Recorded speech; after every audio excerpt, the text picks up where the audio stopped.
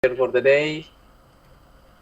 Total strength of class Mapagmatyag 2020-10, 54. Actual strength 54. Ready for instruction, sir. Okay, good morning. Good morning po, sir. Nakita niyo na screen? Yes, sir. Yes, sir. Okay. Yes, sir. Nakita na po. Okay. So our Yes, sir. topic for this morning is the forensic photography. So, tinanong ko yung inyong course director kung anong material ang gagamitin ko. And he told me na kung ano yung material na ginagamit ko sa PNP yun. Pero, i-relate nyo na lang doon sa inyong trabaho bilang membro ng Bureau of Fire Protection. So, I am your instructor. So, no need na siguro kasi in-introduce na rin naman. Nakikita nyo yung screen? Sir. Hello? Sir, yes, sir. Sir, yes, sir. niya? Yes, sir. Yes, sir. Yes, sir. Yes, sir. Okay, sige. So, on the introduction, the forensic photography plays a very crucial role in criminal investigation. The photograph taken at the crime scene create a permanent record of the scene and the evidence found there, which both investigator and prosecutors rely on the assist the court in administration of justice. So ito yung napaka-importante sa ating forensic photography because hindi lang ito nag-create ng permanent record, but ito yung ginagamit natin in the prosecution of the offenses. Alam naman natin na yung ating fire scene, di ba? Fire scene ang tawag niyan sa inyo, is kailangan nating mag-file either it is an arson case, di ba? So kailangan kayo mismo ang nagpa-file ng kaso sa prosecution. So inalis na kasi ito sa PNP. During my time in the PNP, inalis na yan sa amin at kayo mismo ang nagpa-file sa sa prosecution.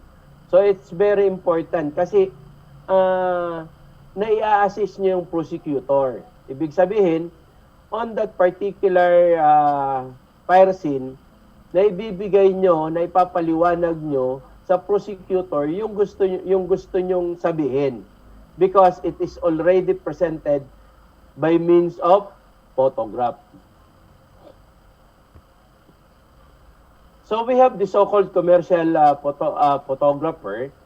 So pag sinabi natin commercial photographer, hindi yan kagaya ng forensic photographer na ang kailangan natin is yung actual, di ba? Kasi kung may nasunog na tao doon, hindi mo naman sasabihin, oy, konting ngiti, di ba? Hindi pwede yon. Hindi nyo pwede pangitiin yung patay. Pero if you are a commercial photographer, ang kailangan dito is beauty and artistry, di ba? So, kukunin nyo yung angle na kung saan masasatisfied yung client ng commercial photographer. We're in the forensic aspect. So, ang court ang dapat makonvince natin regarding on your photograph. Then we have the press photographer. So, ang kailangan nila is yung visual impact and sensationalism. Di ba? Kaya makikita ninyo, take note, di ba? Yung ating mga media people, di ba? So, kahit hindi masyadong sensational, sine-sensationalize nila para bumenta yung kanilang trabaho. Di ba? Kasi kung hindi nila gagawin yon, hindi yan kakagatin ng publiko. Walang manunood at makikinig sa kanila. Then, ito yung sinasabi natin, the forensic photographer, what we need is the exactness, the truthfulness, and the faithfulness. Eksaktong kung ano yung ebidensya na kailangan nating ipakita sa korte, particularly during the prosecution of the arson cases. So, kailangan nating i-present kung ano yung meron doon sa o actual na nangyari doon sa crime scene. So, it is for primary reason that one who will pursue a career of forensic photography must have broad knowledge on its theoretical background before going into continuous actual practice to gain experience and establish his credibility and competence. Actually sa amin, sa PNP, if you are taking photograph, diretso yan sa dark room, sila mismo ang nagpiprint niyan. Di ba? Sila mismo ang nagde-develop ng picture. Di ba? Pero sa ngayon kasi, lalong-lalo na ngayon, mga digital camera ang ginagamit. Pero take note, be careful of using cellphone in a fire scene. Di ba? So masyadong ano daw ang cellphone at editable kasi ang cellphone. So ang may sasuggest ko sa inyo, pagbalik nyo sa mga fire station, dapat meron kayong DSLR, di ba? That is the official camera na yung digital single lens reflex. Yan ang gamitin nyo. Kasi yan ang napaka-importante, particularly when you are presenting photographic evidence in the prosecution of the offenses. So kailangan kasi ma-establish yung credibility and the competency ng evidence, di ba? Kasi once na inedit yan at nakita yan ng court, ang tinitingnan lang naman ng court, doubt. Kaya nga yung ating mga offenders, di ba? Anong sinasabi doon? That is proof beyond reasonable doubt. Di ba? Proof beyond reasonable doubt. So, ang hinahanap lang ng korte sa atin ay doubt. Doubt lang ang hinahanap. Once na ang court magkaroon ng doubt, asahan nyo, madidismiss ang kaso. Diba? So, kaya kailangan sa photograph pa lang, dapat credible and the photograph must be competent. So, let's move in the fundamental principle of photography. So, photography, the word photography is a derivative of the two Greek word, the pos and the light. Diba? So, magkasama yan. Pos, meaning light, and graphia is meaning to write. So, ibig sabihin, ano ibig sabihin yan? Is writing by means of light. Diba? Yan. So, yan ang ibig sabihin ng photography. So yan ay sinimulan ni Sir John Herschel in 1839. That is the method of recording images by the action of light. Through, of course, through the sensitive materials. Because you cannot produce, tatlo lang naman yan you cannot produce photograph kung wala ka, of course, camera, kung walang light, at walang sensitized materials. So, pag dyan sa tatlo na yan, may nawalang isa, you cannot produce a photograph. Again, para makaproduce ka ng photograph, kailangan may camera, kailangan may light, at kailangan may sensitized materials. So, ganyan, di ba? So, sabi ni Herschel, nung siya ay mag-take ng photograph at kung paano siya nag-take ng photograph. Ha? Asan si Marcher? Kaway-kaway nga ang Marcher. Hindi ko nakikita si Marcher. Kaway-kaway nga. Labo. Parehas malabo ang camera natin, Marcher. Okay ba? Narinig nyo ba? Yes, sir. Okay, very good. Dapat Okay, let's continue. So, photography is an art or science which deal with the reproduction of images through the action of light upon sensitized materials with the aid of camera and its accessories and the chemical processes involved therein. That is in accordance Aquino of 1972. So, when we say photography, kaya nga art or science. Reproduction means reproduction.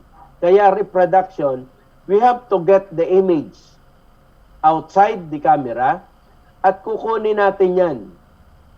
Papasok yan doon through the action of light. Ibig sabihin, by means of the light, magbubukas yung shutter ng camera, papasok yung light, then yung image na naandun sa labas, papasok din yon kasama ng light, mag-i-imprint yan doon sa sensitized materials. Ano yung sensitized materials? Ang sinasabi nating sensitized materials, yan yung film noon. Diba? Ngayon, ang sensitized materials natin, because we are using the digital camera, so meron tayong tinatawag na CMOS. Mamaya i-discuss natin yan. Diba? So, kaya, sabi ko nga kanina, we cannot produce photograph kung walang sensitized materials. Diba? And of course, the light. You cannot produce ng photograph kung madilim. Diba? So, kailangan laging may light. That's why we are using the artificial lights. Ano yung artificial lights? Na sinasabi ko, yung artificial lights, ito yung flash, di ba? Ito yung bulb, kung para magliwanag lang, because we cannot produce photograph so kung wala tayong light. So, police photography is an art of science which deal with the study of the principles of photography, the preparation of photographic evidence, and its application to police work. Actually, the police photography is not only related on the work of the Philippine National Police, di ba? When we say police, di ba? These are the law enforcers. Kagaya nyo, you have a police power to file a case against this arsonist, di ba? So, ibig sabihin, when we are producing photograph, we need this in our work. So, the principle of the photography and the preparation of photographic evidence. Kasi nga, yung nasunog na bahay, nasunog na establishment, hindi natin yan madadala sa court. Hindi natin yan pwedeng dalhin dun sa court. And even yung nasunog na tao, sige daw, dalhin mo yun sa court. Ipagalitan ka ng judge niyan. Di ba? Ano ang dinadala natin sa court? As corpus delicti. That is reproduced by photograph. Di ba? So, kaya napaka-importante ng photograph sa trabaho natin. Forensic derived from the Latin word forum, which means a marketplace or where people gathered for public discussion. When used in conjunction with other science, it connotes a relationship to the administration of justice. It is sometimes used interchangeably with the word legal. Di ba? Kaya nga forum, a public discussion. Pero sa atin, saan natin ginagamit yung public discussion? In a court. Di ba? Sa courtroom natin ginagamit yung ating discussion. That's why, kung mapapansin nyo, while you are discussing or testifying in court, merong cross-examination. Di ba? Bine-verify ng depensa kung yung lahat ng testimony mo ay naaayon or if you are a competent witness. Because you are testifying in court, kagaya namin, nagte-testify kami sa court as an expert witness. Sa inyo, a government witness, so parehas na rin yan. But syempre, dala-dala nyo yan. Ano yan? For the administration of justice.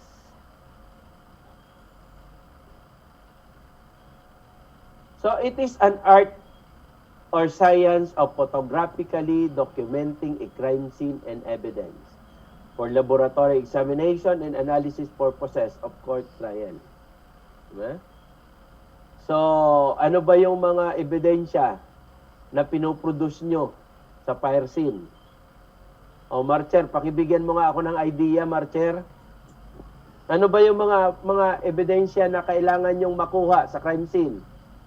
Yung pinagbulan sir ng sunog. Halimbawa, saksakan, nasunog na Nagmula ng saksakan. sunog.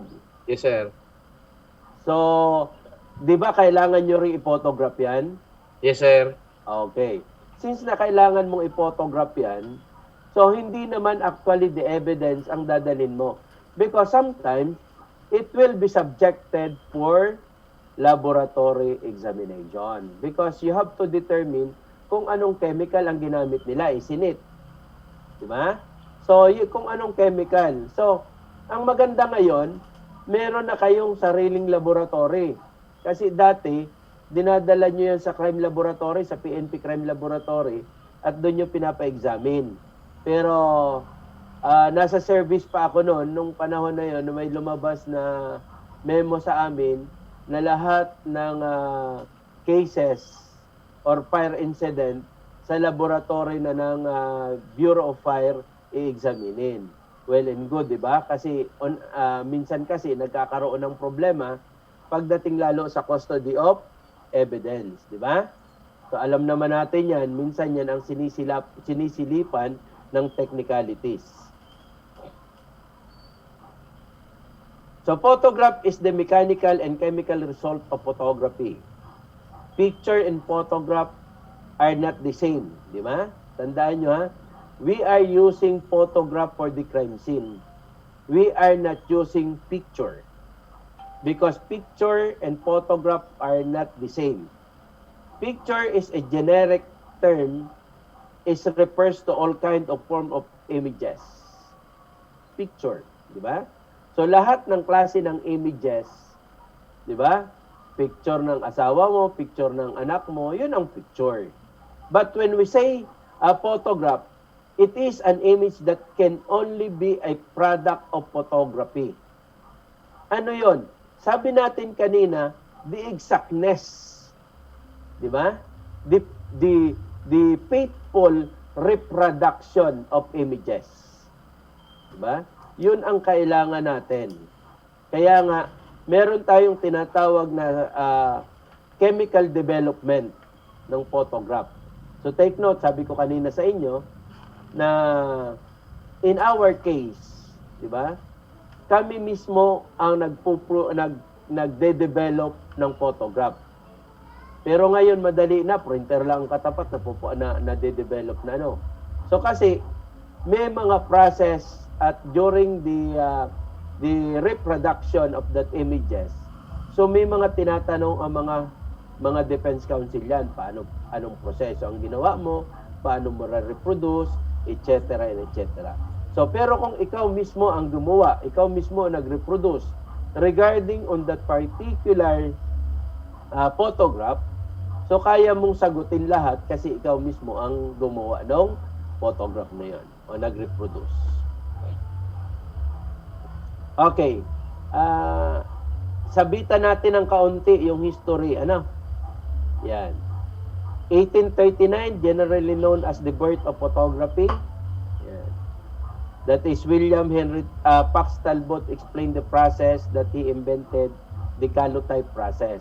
Yan. Mamaya ipapakita ko sa inyo kung ano yung calotype process na ginawa ni Henry Pax Talbot. Okay. Let's continue with the discussion. So anyway, gusto ko lang ipakita sa inyo yung calotype process kung saan nag-umpisa yung development ng film ng panahon. Hayaan na natin yun, history lang naman yun, di ba? So puntahan natin yung ngayon. Okay. We have the uses of photography. Ang unang-una niyan is the personal identification. Ha? So ano ibig sabihin niyan? So personal identification is considered to be the first application of photography in the police work. Yan na yung sinasabi ko kanina, si Alphonse Bertillon was the first police who utilized photography in police work as a supplementary identification in the anthropometry system. Si Alphonse Bertillon kasi, siya yung nag-devise ng bone structure, measurement ng bone structure. Ibig sabihin, sabi ni Alphonse Bertillon, when the person reached the age of 20, hindi na magbabago ang bone structure niyan. And that is supported by photograph. pinophotograph niya. That is to record. Diba? That is the personal identification during the time. Why it is personal identification? Nire-record niya yung ano ng tao by means of photography. So kaya nga, that is a means of personal identification. Kaya kung makikita nyo o naaalala nyo yung kwento ni Will and William West, diyan nag-umpisa yon, di ba? Kung saan in-identify yung tao by means of anthropometry system, di ba? Yan. So that is for means of identification. Nowadays, ginagamit pa rin natin itong personal identification. 'Di ba? Pag may nahuhuling suspect yung mga pulis, pinophotograph nila. So pinophotograph 'yan. So then ilalagay sa raw gallery. That is for the purpose of identification. Ngayon, pag may pumunta diyan na suspect, na biktima, may pumunta ng biktima diyan sa police station, ipinapakita yung mga photograph sa raw gallery para ma-identify kung sino yung suspect. So, isa yan sa uses ng photography. Another is the mugshot photography. Yan. Ito rin ginagamit sa police station. It is the process of taking photograph of the suspect in full length, half body, right and left side view, and 2/4 view. To identify the cadaver include marks on the victim's body, especially the tattoo, scars, and for identification. Diba? So, alam nyo na yan kung paano ginagawa yung mugshot. Ayan, ganyan, di ba? Yan. Yan. Another is for communication. Photograph is considered to be one of the most universal method of communication, considering that no other language can be known universally than photograph. Diba? Communication. So, by communicating one another, particularly in our job, diba? So, paano papasok yung communication? Merong tayong mga bagay na hindi natin ma-explain pagdating sa court. But the photograph itself can explain it very well to the prosecutor. That is communication. Diba? So ito po, Your Honor, this is the photograph that have been taken during or at the fire scene. So ano mangyayari? Pag nakita yan ng prosecutor, ng defense counsel, or even ng judge, so makikita na nila ano ba talaga ang tunay nangyayari. Diba? So hindi man natin ma-explain ng maayos, pero mag-i-explain yan is the photograph. For record purposes, considered to be the utmost use of photography in police work. Diba? Record purposes. We are keeping records. Diba? Lagi, kahit anong trabaho, kailangan nating magtago ng records. And photograph. Diba? So, alam naman natin, minsan, na ang mga kaso natin ay tumatagal, minsan 2 taon, di ba? Ako nga, 3 taon ng retired. Ang problema, pinapatawag pa rin ako ng court, di ba? Doon sa mga cases na na-handle ko before. Di ba? Mga 5 years ago na. Sipin nyo yan. Ay, kung wala kang record, kaya bang i-retain ng CPU mo yan? Ng isip mo yan? Hindi. Ang CPU natin, hindi ang kagaya ng CPU ng computer. Bukas nga lang, limot mo na yan di ba? Niwala kayo. Mga kasama. Pag lumabas nga kayo ng bahay, nakakalimutan nyo na itsura ng asawa nyo, di ba? Yan, di ba? Kaya nga, kailangan ng photograph. Kaya para pag ma-assign ka sa ibang lugar, dala-dala mo yung picture ng asawa mo. Kahit nasa bundok ka nakasite, that is ang purpose niyan is for record purposes para hindi mo makalimutan ang mukha ng asawa mo. Di ba? Ayan. Oh. Next is for preservation. So, crime scene and other physical evidence requires photograph for preservation purposes.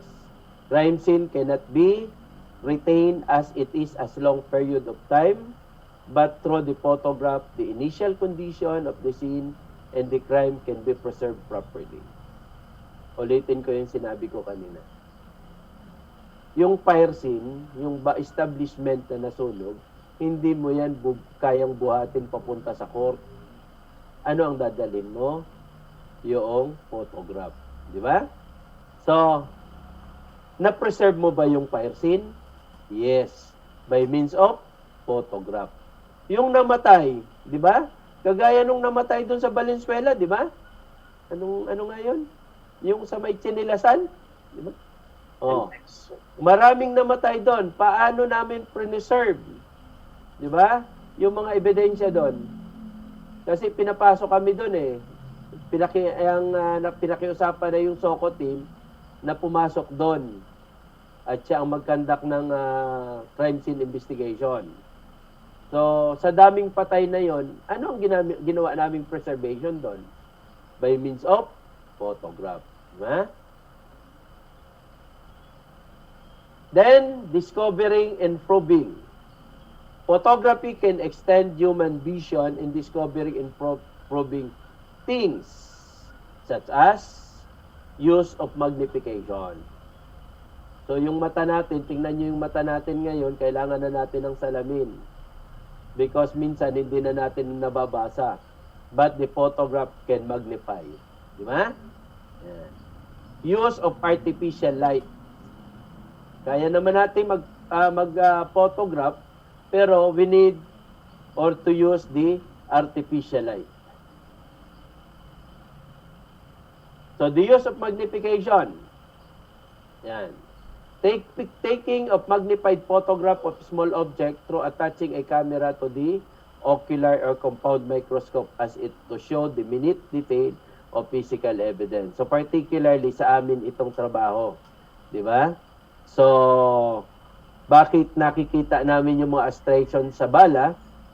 Bakit nakikita namin yung mga ridges sa fingerprint? Because minamagnified namin that is through photomicrography. So, kagaya din yan ng photomicrography ay taking of magnified or ini-enlarge. Di ba? Enlarge photograph of small object by attaching the extended tube lens. So, nilalagyan namin yung camera, hindi yung ordinary lens o hindi yung wide-angle lens ang nilalagay natin, but we are using the macro lens. Para ma-magnified, mapalaki, pag dinevelop mo yan, malalaki na.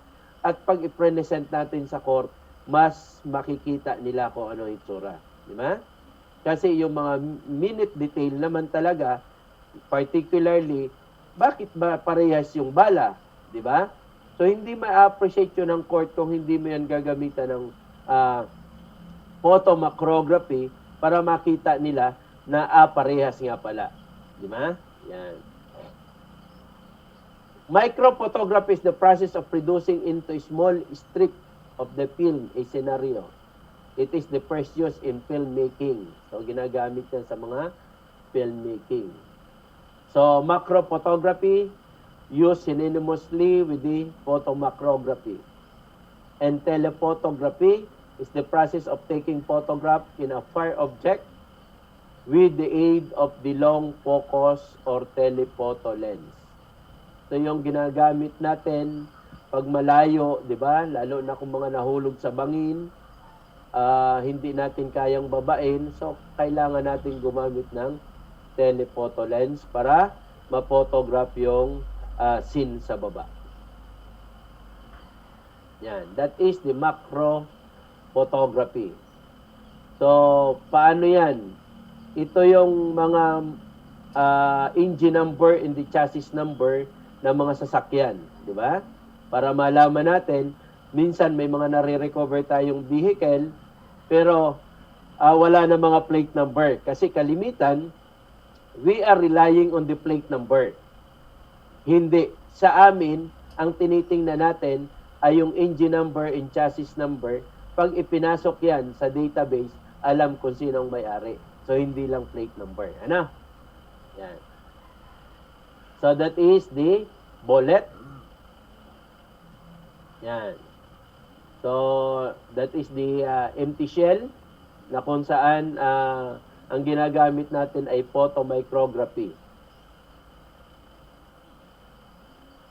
So, use of artificial light such as X-ray, ultraviolet, and infrared rays to show something which may not be visible with the aid of human eye alone. Diba? Saan natin to ginagamit? Nakita nyo sa mga airport, diba? Meron silang mga X-ray machine doon para makita yung kaloob-looban ng malita. Sa atin yung mga ultraviolet. Diba? So, if you are familiar with the ultraviolet, ito yung ginagamit natin sa mga during the bypass operation. Yung mga mark money. Yung mark money nilalagyan ng UV powder. Pagkatapos yung UV powder, hindi naman nakikita yan. Hindi yan nakikita ng mga suspect.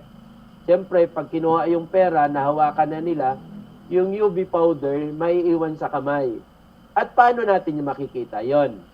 By means of ultraviolet light. Diba? Yan. The infrared rays, yan yung ito yung mga tinatawag natin blackout photography. Sa ano ito? Pag nagso-surveillance ka sa mga nightclub, hindi mo kailangan ng ilaw doon. Sige, pag pumitik ang camera mo dyan at nagliwanag dyan, di ba? So, mababurn out ka. Oh. So, kaya ang ginagamit dyan ay infrared rays. Ang tawag namin yan is blackout photography. May light yan, may light. Kaya lang, ang gamit niyan ay infrared kung saan hindi nakikita yung light. Di ba? Yan. Yan. Ultraviolet photography. Yan. The process of photographing unseen object of the naked eye with the use of ultraviolet rays and filters. The main purpose of this photography is to provide information about an object or material which cannot be obtained by ordinary photo methods. Di ba? Yan, nakikita yan dyan. Ito rin ang ginagamit do sa mga fake na pera, di ba? Ultraviolet.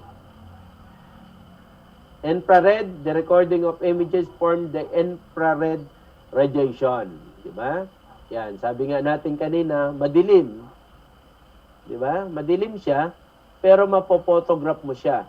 Mayroong ilaw. Kasi we cannot produce photograph without the action of light. Pero ang ilaw na ginagamit doon is yung infrared radiation. Di ba? Mayroon siyang ilaw. Infrared radiation ang tawag doon. So ito yung ginagamit ng mga law enforcement, particularly in question document. Di ba? Sa question document. So, tapos na, sa ano pa pala? Kailan ba tayo schedule ng question document? Di ba? Yun yung mga charge document, di ba? Mga nasunog ng dokumento, pwede pa rin makita. Aerial photography. Yan. Surveillance photography. Ito yung sinasabi ko kanina. Sa mga nightclub, di ba? Yan. So, detection of gunshot powder burn, stain and irregularities in cloth. Yan. Then, detection of certain type of secret writing.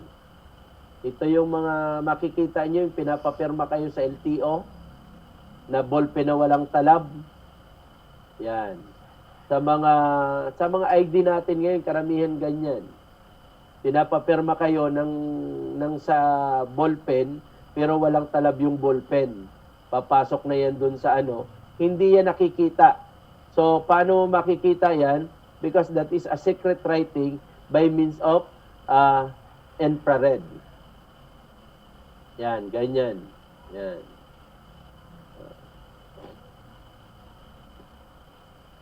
So, for court exhibits, Almost all evidence presented in court before formally accepted requires that they satisfy the basic requirement of admissibility. Diba? So, reviewin natin yung ating rules of court. Of course, the admissibility of evidence. So, a question of relevancy is usually proved by proving the origin of the evidence in its relation to the case, and this is usually supplemented by photograph of the evidence giving reference to where it came from. So, lahat yun may naka-attach na photograph. Evidence presented in court, once accepted, became known as exhibits. So, alam ko naman po, nag-a-appear na kayo sa court, di ba? Yan. It's either exhibit 1, 2, 3, etc. For the defense, that exhibit A, B, and C, etc. That is for the prosecution. So, yan yung mga ipinipresent at minamarkahan pagdating na sa court. Once the evidence is being presented in court, so mamarkahan nila yan, exhibit 1, exhibit 2, exhibit 3, etc. That is for the defense. And for the prosecution, ang ginagamit yan ay A, B, C. Kaya pag 5 ang ebidensya at konektado lahat, halimbawa for the affidavit, the affidavit itself is marked as exhibit A for the prosecution. The date of the document is marked as exhibit A-1. Diba? The content is A-2 and the signature is A-3. Kalimitan ganyan. Crime preservation. With the use of the video camera and other advanced photographic equipment, crime are being detected more easily and even to the extent of preventing them the initially occurring. Diba? Bago mangyari. So ako, sa inyo ata, ang tinitingnan, I doubt, because I am not well-versed masyado sa fire scene. So kasi minsan dumarating kami, ay sunog na. Pero kayo, pag na-observe agad, meron din ata kayong first responders, dapat pinophotograph yung usok. Diba? Tama ba ako? Kasi doon yung ma-observe kung ano ang, kung saan nagsimula, diba? Anong itsura ng usok, ng apoy, so pinophotograph. Yan.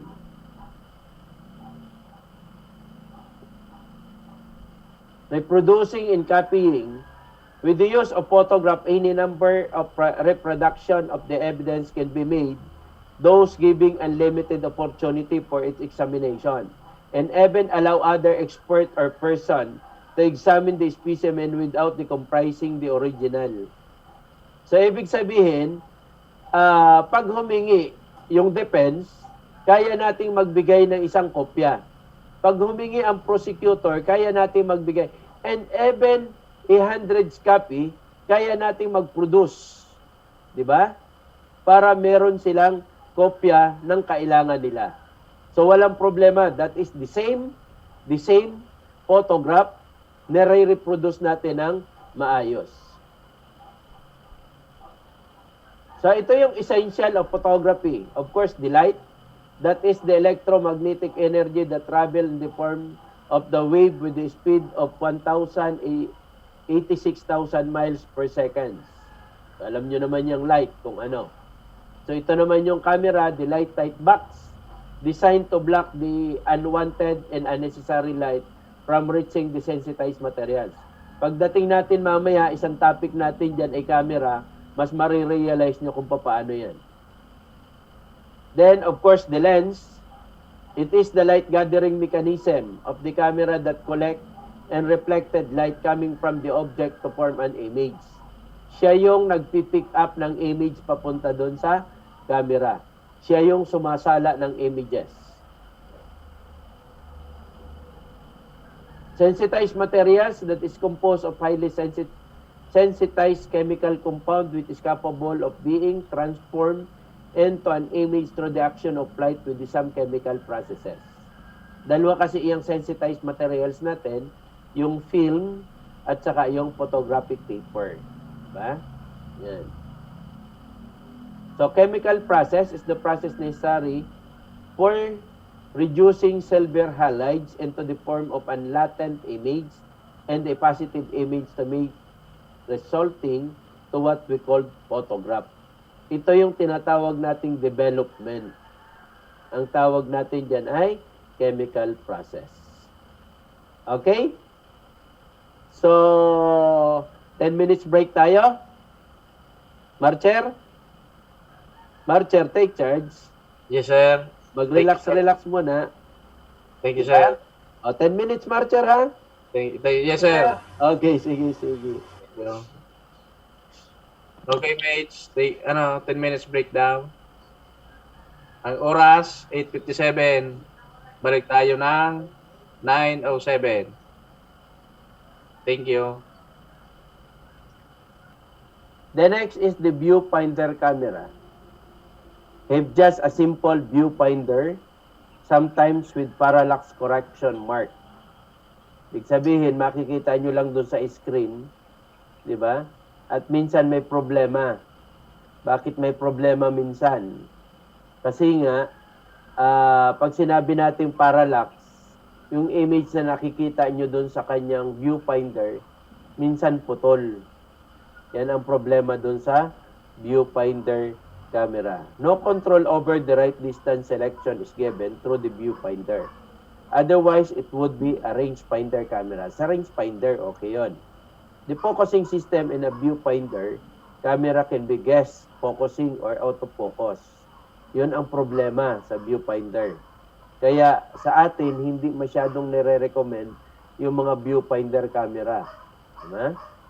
It is autofocus. The camera would belong to the category of the point-and-shoot camera. Yan, ito yung mga viewfinder. Yan. Ito yung nagiging problema. 'Di ba? Dito yung light, 'di ba? Pag tiningnan diyan, lalabas doon, yan ang mangyayari. Minsan yung silip mo doon, iba yung napopokus dito. Yan. Kaya nagkakaroon ng parallax. Folding camera is a folder, di ba? Is a camera with bellows that can folded so that the camera occupies less space when not in use. Yan. Napofold lang naman yan, di ba? Yan.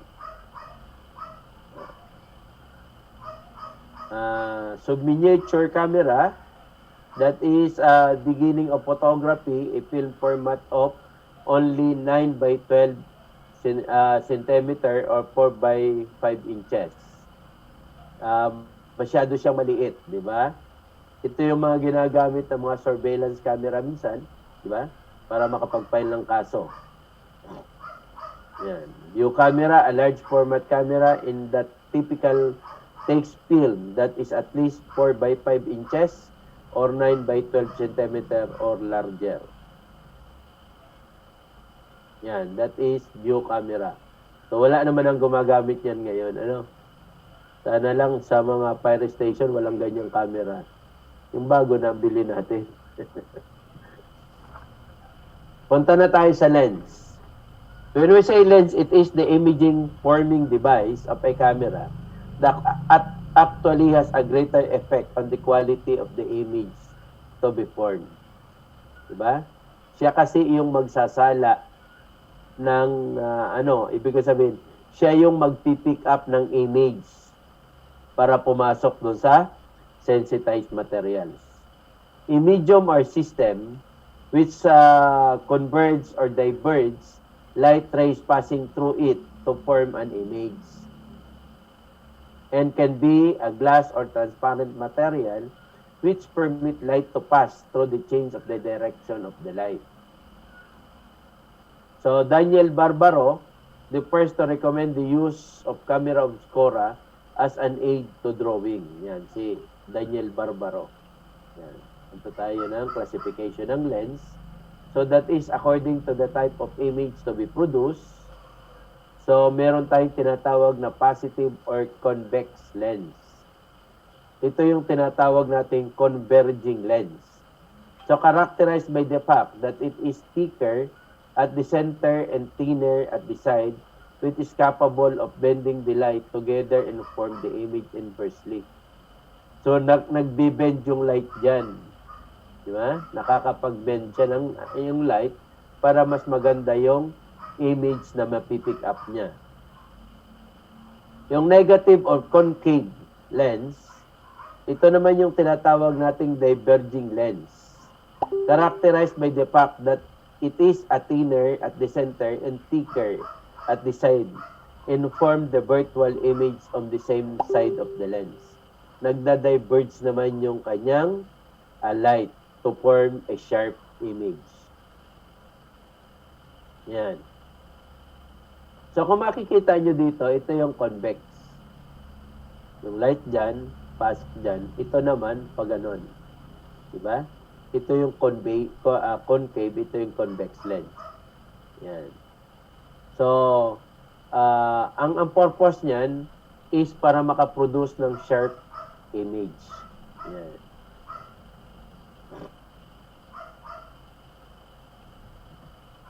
So, inherent lens defect. Yan. Ito yung problema ng lens. Ito yung mga depekto ng karamihan ng lens. Meron tayong tinatawag na spherical aberration. Inability of the lens to focus light passing the side of the lens, producing an image that is sharp in the center and blurred. Sharp at the center and blurred at the side. Ibig sabihin, yung center niya is maganda yung kuha, pero yung side niya is malabo. Di ba? O, yan yung problema. Hindi na nakukuha lahat. Ang nakapokus lang is yung gitna. Di ba? Halimbawa, yung tao, pinicturan mo, yung tao lang ang malinaw, pero yung background niya is malabo. So, yan yung spherical aberration na tinatawag. Yan. So, kung makikita nyo, ito malinaw, di ba? Yan. Yung gitna lang ang malinaw. Pero yung side niya, malabo na. Yan. Kung saan lang tayo nakapokus, yun lang yung ating malinaw, pero sides niya, malabo na. Another is the coma, also known as lateral aberration, that it is inability of the lens to focus light that travel straight or lateral, thus making it blurred while the light reaching the lens oblique is one of the light, or the one is the transmitted sharp. So nag-o-oblique, di ba? Ibig sabihin yung light, pag tumama dyan, ito, so nagpo-form siya, nagka-card siya bago tumama doon sa image. Kaya ang tawag niyan ay coma. Yan, look. Kung makikita mo ito, pag pinotograph mo, ganyan na ang nangyayari, nagkakaroon ng shadow. Like this one, di ba? So ito, kita nyo may shadow siya. Then, the curvature of field. The relationship of the image of the different points are incorrect with respect of one another. So, mali. Yung nandun yung image, pero yung position, mali. Di ba? Yan, like this one. Yan. Tingnan mo yung building, nandyan yung building, di ba? Pero kung makikita mo, pagdating sa photograph, di ba? Malaki, yung nasa may harapan, ito malaki, pero doon sa may parting dulo, di ba, maliit siya. Hindi siya pantay. Okay? Yan. Kaya mamayang hapon, so, iaano ko sa inyo, paano ba talaga yung correct pagdating ng crime scene photography, o sa inyo, fire scene ang tawag niyan. So, ano ba yung pag-photograph correctly? Yung pag-focus ng mga camera. Another is the so-called distortion. Is a defect in shape, not in sharpness. Ha? Maliwanag siya. Pero ang may depekto is yung shape. Di ba? Nagkakaroon ng distortion. Yan. Parang ganyan, kung makikita nyo. Di ba? Nagkakaroon siya ng distortion yung kanyang shape. So, walang problema yung sharpness, but the problema is the shape. Yan, like that. Nakikita niyo yung problema? Yan. Then, chromatic aberration, that is inability of the lens to focus light of varying wavelength. So, hindi siya makapag-adjust. The lens refracts ray in short wavelengths more strongly than of those longer wavelengths, and therefore bringing blue rays to a shorter focus than the red. So, look, di ba? So, parang tao yan, parang tao. Pag hindi ka makapagbasa, merong mga tao na yung mata natin, kaya nating magbasa ng malayo yung binabasa natin. Pero pag malapit sa atin yung ating binabasa, hindi natin mabasa. Di ba? Ang tawag dyan is farsighted. Pero merong mga tao na yung ating mata nakakapagbasa ng malapitan, pero pag lumayo na yung ating binabasa, hindi na natin mababasa. So, ang tawag na yan ay nearsighted. And of course, pati yung kulay nagkakaroon ng problema. Sa lens, ganun ang nagiging problema. Pag meron siyang tinatawag na chromatic aberration, iba ang nagiging resulta ng kulay. Di ba? Yan. So, yan ang nagiging problema pagdating sa chromatic aberration. Yan. Look. Ito yung original sa taas. That is the original. Pero since na nagkaroon ng chromatic aberration, so anong nangyari? Di ba? So, nagkaiba na yung reflection ng kulay. Nabago siya. Yan.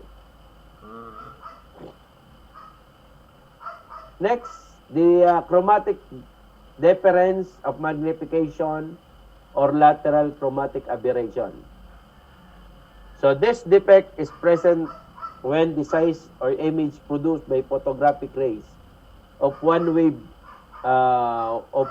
wavelength is different from the size produced by another. Size of the image increases as the wavelength rays decreases. Habang lumalaki yung iyong pinophotograph, di ba?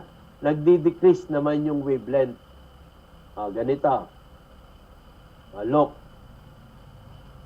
So, ito yung lateral chromatic aberration.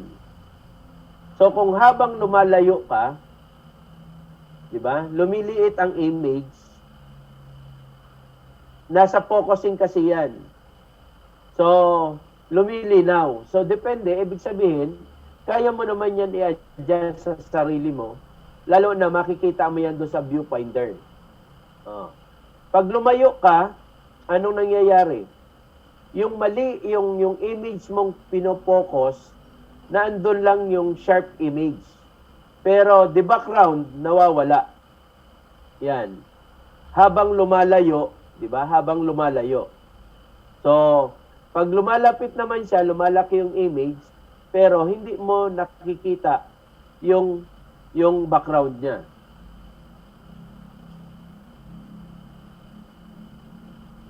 Then astigmatism is the form of the lens defect in which the horizontal and vertical axes are not equally magnified. Inability of the lens to focus both horizontal and vertical.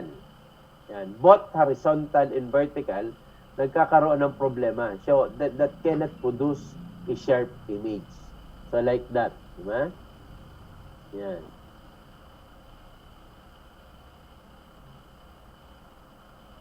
That is the so-called astigmatism. Yan. So, malabo, lumalabo. O kaya nagkakaroon ng blurred image. Punta naman tayo sa focal length. So, lens aperture, that is the lens characteristic. Focusing. So, punta muna tayo sa focal length. It is the distance between the lens and the image sensor when the subject is in focus. As according to the focal length, lens may be classified as wide-angle lens, normal lens, telephoto lens, and zoom lens. So, ibig sabihin ng focal length, that is the distance mula doon sa lens ng camera. Pag ipinokus niya, ang sharp focus niyan is the distance, di ba? Kung makikita niyo yung lens niya, meron siyang mga number na nakalagay dyan. So pag pinokus mo siya at tiningnan mo yung distance doon sa iyong lens, yan is the actual distance ng subject mo doon sa lens mo. That is the actual distance. So that is the focal length. Yung layo ng subject mo doon sa camera mo. Di ba? Okay. So ano yung wide angle? When we say wide angle, with the focal length not longer than the diagonal half of the negative. This is useful in taking photograph a short distance with wider area coverage. Tandaan nyo, depende, meron tayong kanya-kanyang lens na ginagamit. So ito yung wide angle lens. Kung ang ipophotograph mo, kailangan mong malapit, di ba? O malayo, depende yan sa lens na gagamitin mo. Kaya makita nyo yung mga photographer, ang daming lens na dala. Nagpapalit sila ng lens. Depende sa ipophotograph nila. So wide angle lens, the focal length not longer than diagonal half of the negative. So, ibig sabihin, this is a taking of photograph. Ito ang wide angle lens, gagamitin nyo kung mas malapit ang ipophotograph nyo, pero malawak. Malawak ang coverage niya, kaya nyong kunin lahat ng angle, pero malapit lang ang distansya nyo. So, ang gagamitin nyo niyan is wide angle lens. Yan. This is type of lens allow more of the scene to included in the photograph, which is useful the architectural, interior, and landscape photograph, where the photographer may not be able to move farther from the scene of the to photograph it. Kagaya halimbawa doon sa mga room, mga bedroom. Sa bedroom, ang problema nyo, malapit kayo, wala na kayong iisugan di ba? Kasi dingding na. Anong gagamitin yung lens doon? Ang gagamitin nyo doon ay wide angle lens para ma-focus yung buong room nang hindi kayo nag-a-adjust o hindi kayo lumalayo. Di ba?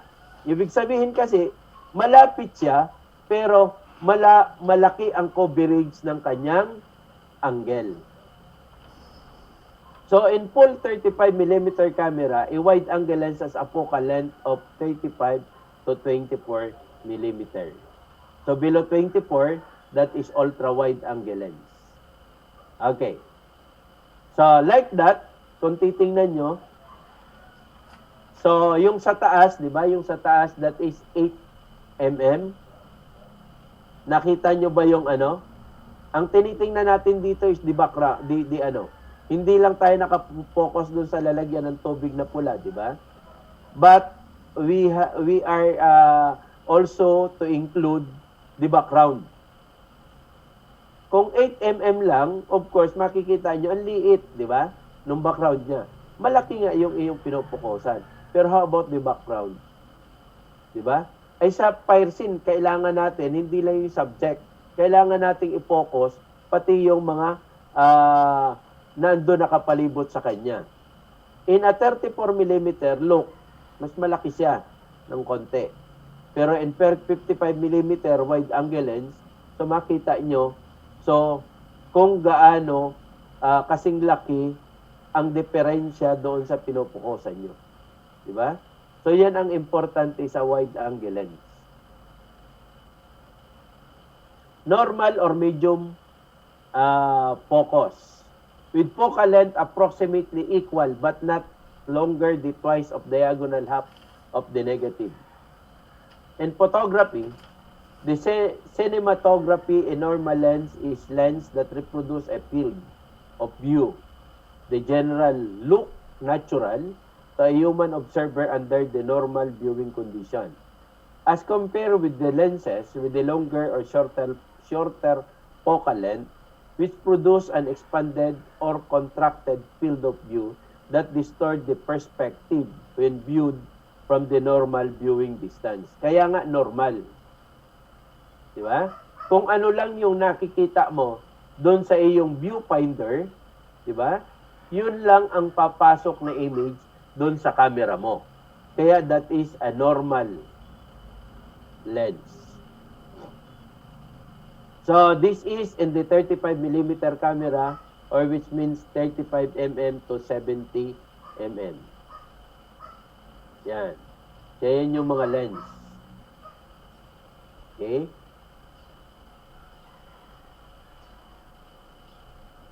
So long and telephoto lens with a focal length longer than twice of the diagonal half of the negative. Best used in long distance photographing but with narrow area coverage. Kaya mo mag-photograph ng malayo, di ba? Pero hindi mo na makukuha yung kanyang background. So nakapokus ka lang kung saan nakatutok o kung saan yung subject mo.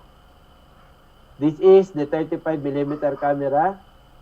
Diba? That is means more than 70mm lens. Yan. Yan din yan. Yan. Look. Diba? Tingnan nyo yung diferensya. Hindi itong nasa unahan, but yung nandun sa malayo. Diba? Ito. So, can you recognize yung tao dito? Hindi. Can you recognize this? Hindi. Pero at least, by using the telephoto lens, marirecognize. Di ba? Yan. Yan. That is wide angle lens, normal lens, telephoto lens. Yan. Zoom lens, lens with variable focal length or that can be adjusted continuously by the movement of one or more element in the lens. Ito naman yung sa mga gumagalaw ng mga object. Di ba? Yan. Lens aperture niya, 2.8, 3.5, di ba? Ito yung sinasabi kong lens opening. Yan, 8, 11, and 16. The lower the F number, the bigger the lens opening.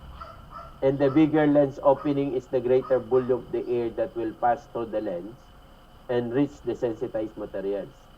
Yun yung sa pagliit ng number, di ba? Paglaki ng kanyang opening. Like that. So makikita nyo yung F2, malaki yung kanyang opening. Ito yung opening na sinasabi ko. Habang lumalaki ang number, lumiliit ang lens opening niya. Ibig sabihin, habang tumataas ang araw, habang mas malakas ang light mo, dapat pinapaliit mo ang lens opening para magkaroon ka ng sharp image. So, like that. Tingnan nyo. Pag malaki ang lens opening niya, ano mangyayari? Diba? So, sa dami ng lights na pumapasok, ito ang magiging resulta ng photograph nyo. Ito. Habang lumiliit ang lens opening mo, gumaganda ang photograph mo. So, may adjustment yan. Depende yan sa inyo kung paano. So, pagkatamtaman ang init ng araw, so ang kalimitan na ginagamit is 5.6 or 8. Di ba? Pag matindi ang sikat ng araw, so kailangan yung gumamit ng F16. Pero pag medyo gabi na yan, gumamit kayo ng 2.8. That is the lens opening. Lens aperture, if the objective of the photographer is obtained a widest possible coverage of the lens in which the object are all sharp, it will be advisable to use a smaller lens opening. Kung gusto nyo makita mas wider, since na yun ang kailangan kasi natin, di ba? Since na yun ang kailangan natin, hindi lang tayo nagpo-focus on the subject. Kung halimbawa may patay na nakalagay dyan, hindi lang tayo nakapokus dun sa patay. Pati yung paikot ng patay, kailangan nating makita. Di ba? So, pag ganon ang sistema, kailangan yung gumamit ng small lens opening. Yung smaller. Di ba? So, mag-adjust. Like this, di ba? Ito F29, ito 4.5. Kung makikita nyo, mas maliwanag to, di ba? Pero, tingnan nyo to. Yan. Di ba? Ito, kung makikita nyo, malabo na. Pero maliwanag to. Kasi dito kayo nakapokus. Pero ito ba? Malabo. Unlike this one, ito, malinaw. Pero pati ito, makikita nyo, malinaw pa rin. So, na-appreciate nyo ba? Yan. Okay, deep of field. Also called focus range or effective focus range. Effective focus range. It is the distance between the nearest and farthest object and the scene that appear acceptably sharp in image. Diba? Yan. Hyperfocal distance is the nearest distance at which when the lens is focused with a given particular diaphragm or the diaphragm opening will give a maximum depth of field. Yan. Ito yung mga hyperfocal distance. Ito yung mga focal length. Di ba? Ito yung lens opening. Ito yung guide sa mga nagtitake ng photograph. Yan. Ito yung distance niya. Yan. So, kung ang gamit mo ay 18 mm, so tapos, kung gagamit ka ng 5.6, dapat ito yung distance niya. Yan. Di ba? Yan yun. Okay. The pupil is the distance measured from the nearest to the farthest object in apparent sharp focus with the lens. So, makikita nyo dun sa lens, sa inyong opening o dun sa inyong focus kung ano ang distance. May meter siya. Yan yung distance from the lens to the object. Yan. So, kung makikita nyo, ito yung light source. Ito yung large lens opening, the aperture, ito yung open. So, pag nakita nyo yan, ang focus nyo, so look, ito, paliit, di ba? Mahaba, ito naman, malayo, pero maliit. So, yan yung sinasabi dyan, di ba? Yan. Ito yung large, ang ano niya, deep of field with small aperture. Pag sinabi nating aperture, that is the lens opening. So makita niyo malinaw, di ba?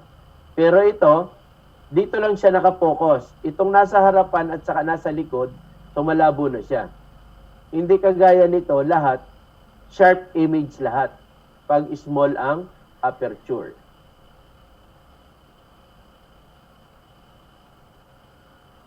So, function of aperture, it is the controller of the speed. So, the lowest number is the widest opening or the one that give most amount of light, and conversely. The highest number is the smallest opening of the one give the least amount of light. Siya yung nagko-control.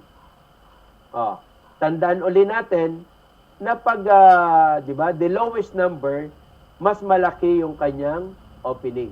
At pag mas malaki yung opening, mas marami yung light na papasok. Pero pag malaki yung number, yung lens opening niya, hindi nyo naman kasi masisilip yan, makikita nyo lang yun dun sa aperture number. So pag maliit ang ano niya, di ba? Pag mataas ang number, maliit ang kanyang lens opening, ibig sabihin, mas kunting light ang papasok. And that is advisable. Di ba? Yun lagi, titingnan nyo na pag mas maliwanag, dapat mas maliit ang kanyang lens opening. Yan. Controller of the depth of field, the smaller the opening. Yan. In terms of the focal length, the shorter the focal length, the wider or longer is the depth of field. So malapit, mas wide. The longer, di ba? Mas maliit yung coverage. Circle of confusion refers to a small circle which is seen by the eye, not a circle by a dot or point. Di ba?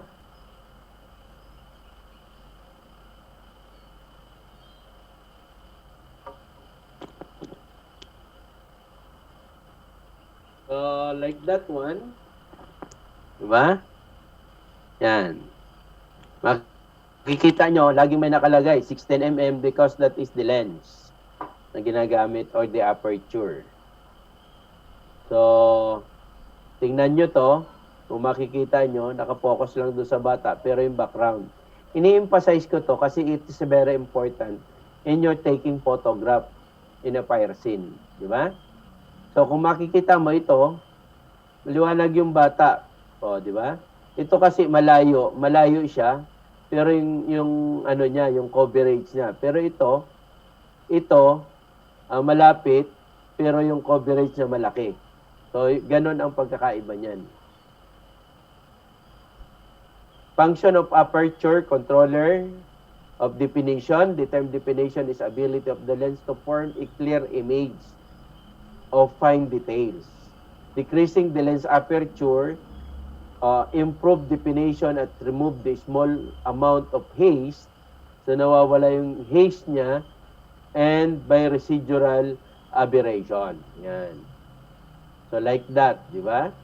So ito yung maliit by f22 ang ginamit, look, di ba? Ito nagkakaroon siya ng haze, di ba?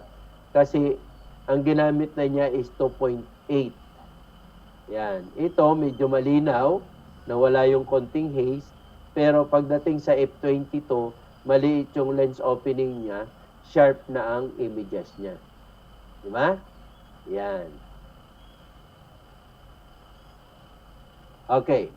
So, the lens characteristic, particularly on focusing, it is the setting of the proper distance in order to form a sharp image. The one that control the degree of sharpness of the object, di ba? So, para malinaw. So, type of focusing device, we have the rangefinder. Ito naman yung pag-focus sa camera para magkaroon kayo ng malinaw na image. So, hindi lang yung pag-focus na basta itututok mo, ang kailangan dyan ay may adjustment ng pag-focus. Di ba? So, the first is the coincidence, otherwise known as superimposed image focusing. In this type of focusing, a single object will appear double. Di ba? Double. Once the object is not in focus. So, nadodoble yung image. So, dapat, kung titingnan nyo, dapat isa lang siya. Yun ang tinatawag na coincidence. Di ba? So, ibig sabihin, pag double ang image or may nakikita kayong shadow sa inyong viewfinder, so ibig sabihin, hindi siya nakapokus. Ano magiging resulta niyan? Sa photograph, ang result ng photograph, hindi naman dalawang tao. Hindi naman siya magkakambal. Pero, meron siyang mga haze o malabo. Hindi siya makakaproduce ng sharp image. Yan, like that. Di ba? So, ito yung tinatawag nating out of focus, nagdo-double image. Di ba? Nagdo-double image siya. So, dapat, pag nag-focus kayo, ganito ang tao sa focus nyo bago kayo mag-click ng inyong camera. So, dapat ipo-focus nyo muna ng maayos. Di ba? Yan. Then, split image. That is focusing, on the other hand, will show an image in a split or two parts once the object is not in focus. So once the two parts of the image has been united, then the object is already focused. Ito naman, hindi dalawang image. Nahahati yung image, napuputol. Diba? So like this. Yan. So, ito napuputol, ito, tingnan nyo, magkaganon siya. Hindi siya nakatapat. So, dapat ganito, pag pinokos nyo, kukunin nyo yung edge. So, ibig sabihin, ang pag-focus, tingnan nyo yung edge niya kung diretso. Yung kanto, kung diretso siya. Kasi kung hindi siya diretso like this one, hindi kayo makakaproduce ng sharp image.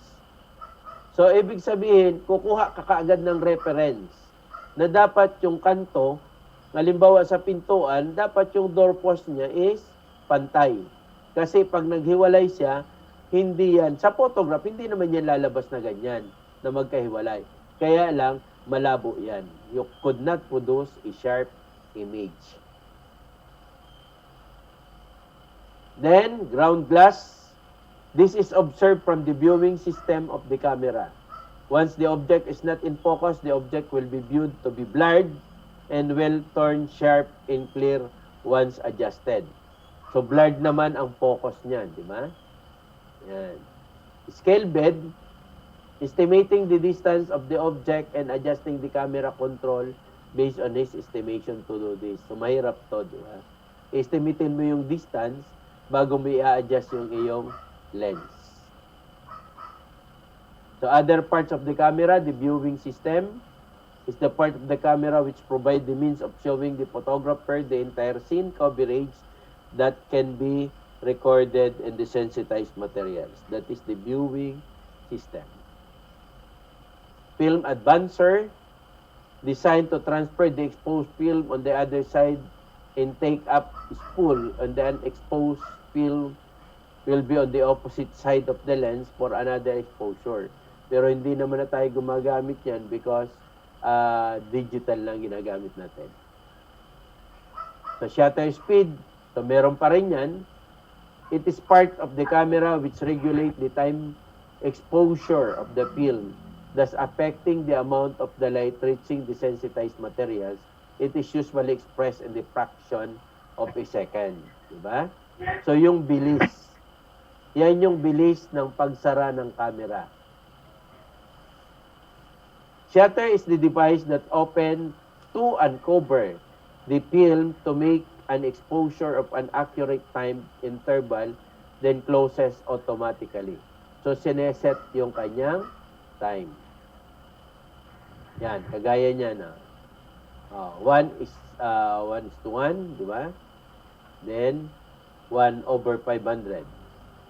Each succeeding speed number from the top is always 2 times powerful in terms of light gathering than of the preceding speed number. So, ibig sabihin, so kaya siya nagsasara para hindi na pumasok yung light. Diba? Yan. Parang sa pinto lang, diba?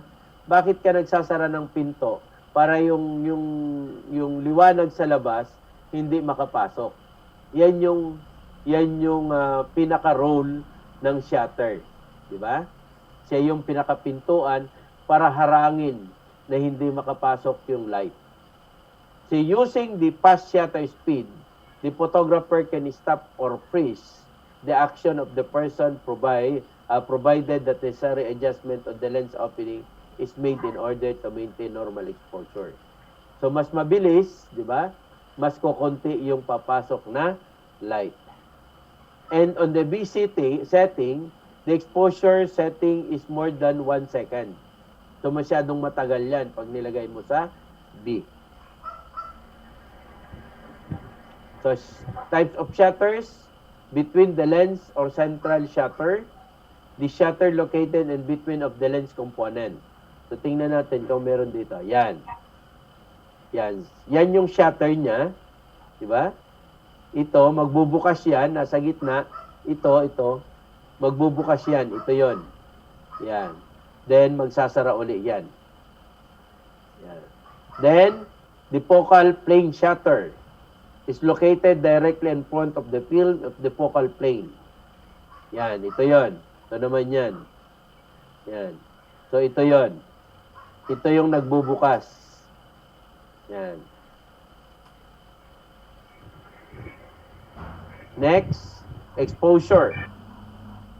Exposure is the action of recording radiant energy that produce a change on a material or substances sensitive to such energy. It is the product of the total light intensity and the length of time it strike the emulsion. Diba? So, yung liwanag na papasok doon sa ating light plus, di ba, yung bilis ng pagpasok, yun ang tinatawag nating exposure. Calculating time exposure, that is simple rule to provide universal exposure guide for the color and black and white film are based on the following factors. The film speed, di ba? Yung ating asa, kaya kung makikita nyo, pag bibili kayo ng meron tayong tinatawag na asa, ISO, di ba? Ang tawag nun is the film speed, lighting condition, and the type of the subject. So, bracketeering, this technique is used when exposure calculation that will give a desired result is uncertain. Make several exposure of less than and more than the calculated exposure by 2 or 4 f-stop each. Hindi kayo sigurado, di ba? So, you have to take the shots, several shots. Then, you have to adjust your aperture, di ba? Si-adjust yung aperture nyo, then you take a shots, maraming shots para pipili na lang kayo kung ano yung maganda o yung having a sharp image. Existing light, also called ambient light or available light photography. This is a taking of photograph using only light that happen to be at the scene. Diba? Kung ano lang yung light na naandun, yun lang ang inyong gagamitin. That is the guide number of the electronic flash. Yung may mga gumagamit ng mga electronic flash, diba? Yan. That is exposure with flash. So, guide number, may guide number yan. Doon sa inyong camera. Yan yon, yung F number. Yan. And the distance. Yan. Yan yung mga guide.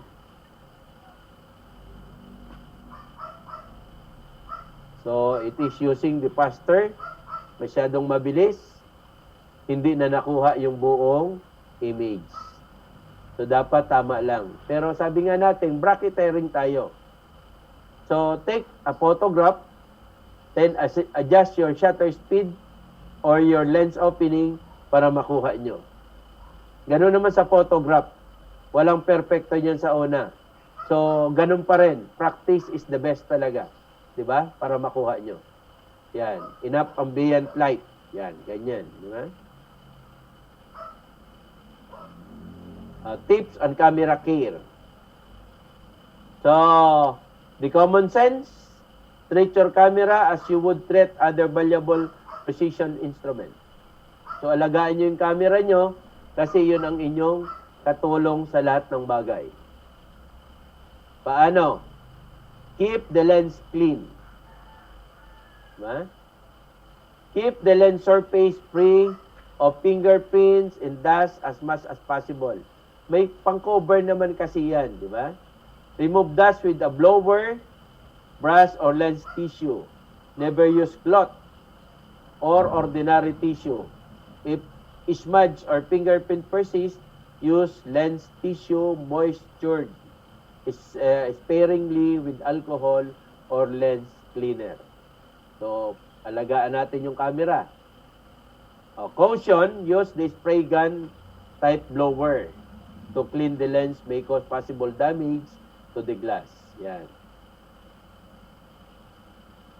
Clean inside the camera. Brush out the inside of the camera periodically using the soap brush. Do not exert pressure on the shutter curtains as they may damage them. Also kept the mirror free from fingerprint and dust. Yan. Yan ang pag-alaga sa camera. Keep the camera away from water. Hindi pwedeng mabasa. Avoid excessive moisture. When using the camera near water, guard against the splash, especially the salt water spray. Do not expose the camera on high temperature. Yan. Keep the camera away from places where the temperature is apt to be high, such as on the beach, under direct sunlight, or the trunk of a car. Store the camera properly. Diba? So itabi nyo, carrying the case to protect. May case naman yan. Avoid storing the camera in excessively hot, cold, or a damp place. Always attach the body cap to the camera body and the front or rear lens cap to the lens. Yan, di ba? So, isa pang importante dyan, you have to remove the batteries before storing the camera for the extended period of time. Hindi nyo gagamitin, itanggalin nyo yung battery. Never attempt to disassemble or repair the camera at yourself. Hindi naman kayo marunong mag-repair niyan, wag nyo na lang pakialaman. Di ba? Meron tayong mga authorized repairman. Okay, take a coffee break. Meron pa tayong isang topic bago tayo mag-lunch.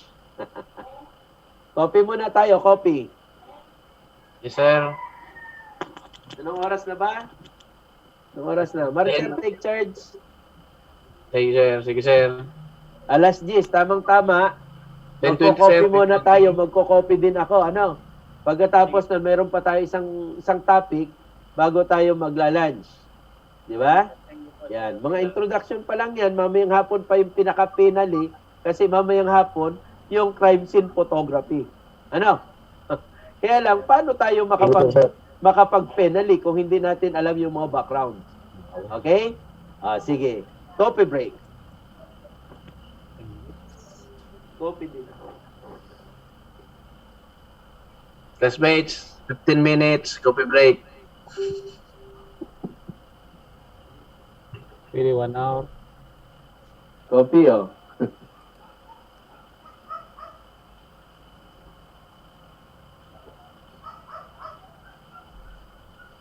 Salamat, sir. Sino mga taga Bicol sa inyo? Kamu, sir. Taga-bus ka mo. Yes, sir. Kamusta kami? Yes, sir. Gabas po kami. Yan para pasakitan nindo ako mag-Tagalog. Mga Bicolan, naman sana pala nito mo.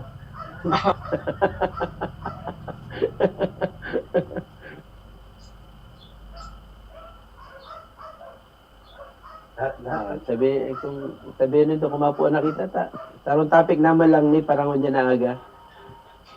Ano, sir? Waranta na. Punta na para makasap na. Sige po, sir. Okay, sige. Okay na, Marcher? Okay na po, sir. Sige. Start na tayo. Ito, may patungan. Sige, patong natin. Ay, wow. Ito na lang.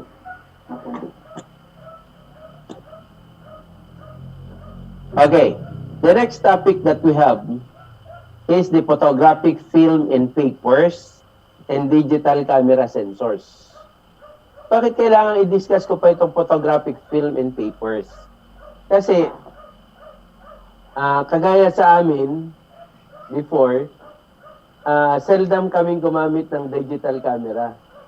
We are using the film. Because during the presentation in court, kasama yung film sa pinipresent namin sa court.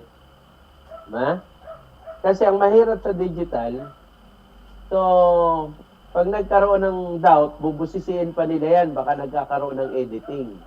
Diba? Ay, ang film, hindi sila nagda-doubt na nai-edit yan. So, papasadahan natin to para mas maintindihan nyo kung paano.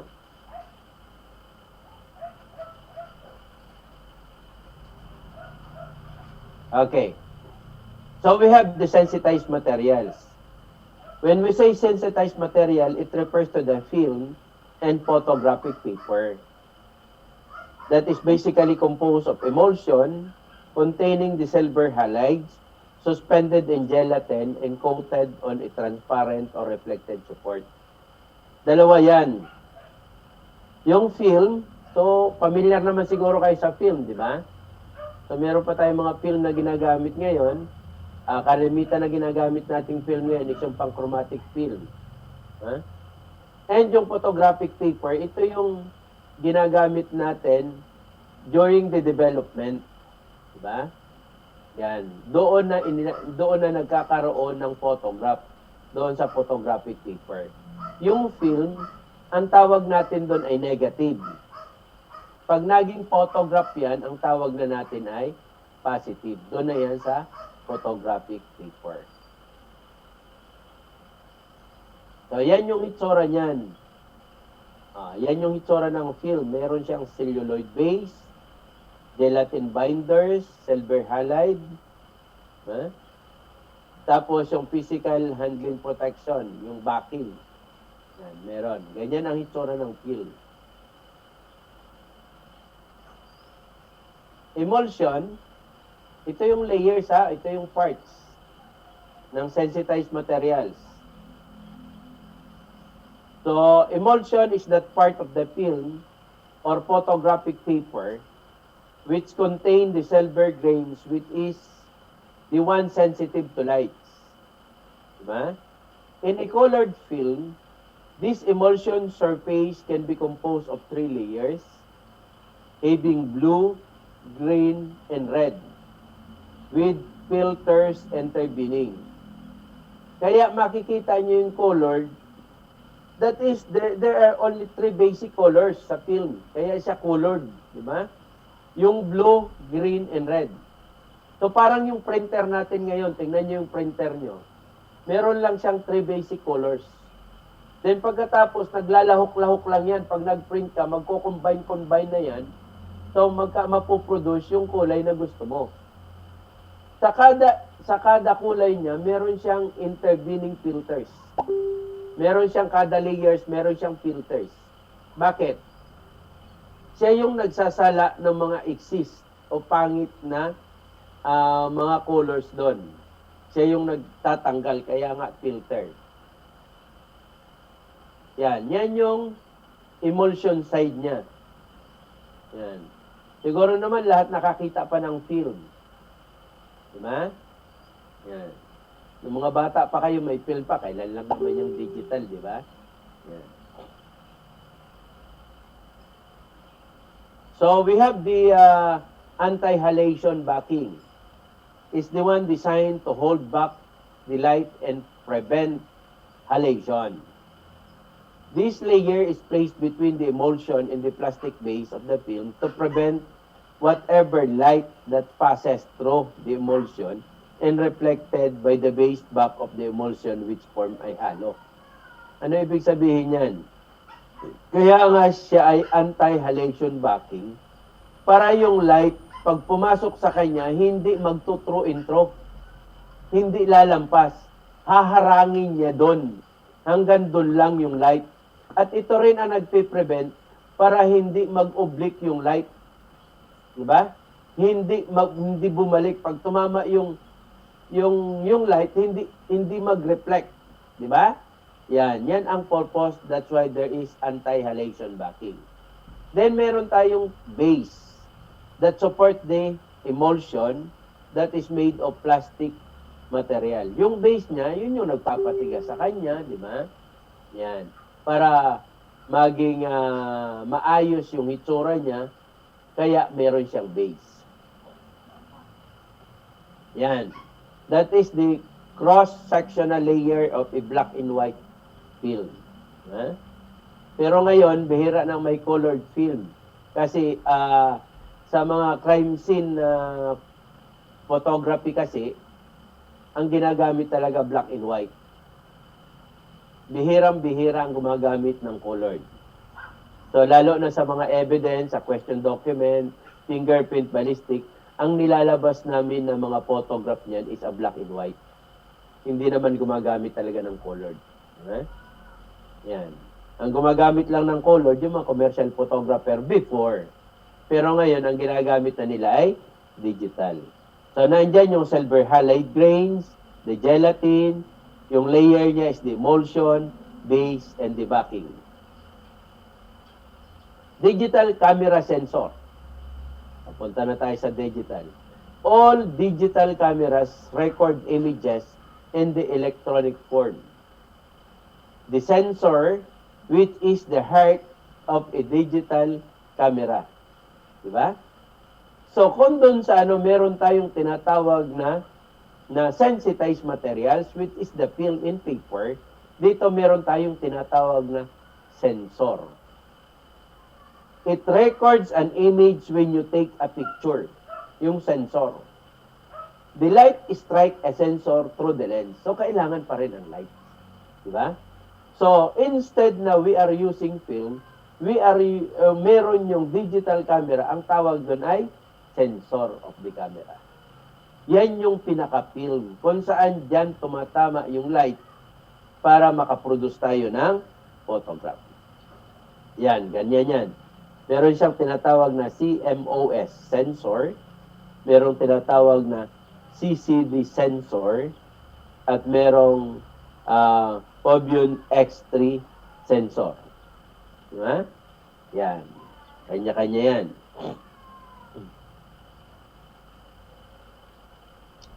Ano yung CCD? That is the charge couple device. Yan. CCD is known for its superior image performance. It is a technology that has been around for more than 2 decades. Diba? Kasi tayo, masyado na tayong late pagdating sa technology. Sa kanila, 2 decades na yan. CCD image sensor are usually found on digital cameras that produce high-quality images. They are also used in image device in science of medicine and industry. Ginagamit din ito sa mga x-ray, di ba? Yung mga nagpapa-x-ray, hindi yung x-ray machine sa airport, yung mga ginagamit natin na pag nagpapa-x-ray tayo, di ba? Ng ating mga baga. Yan. Yan. CMOS is the complementary metal oxide semiconductor. Yan. One of the reasons for the fall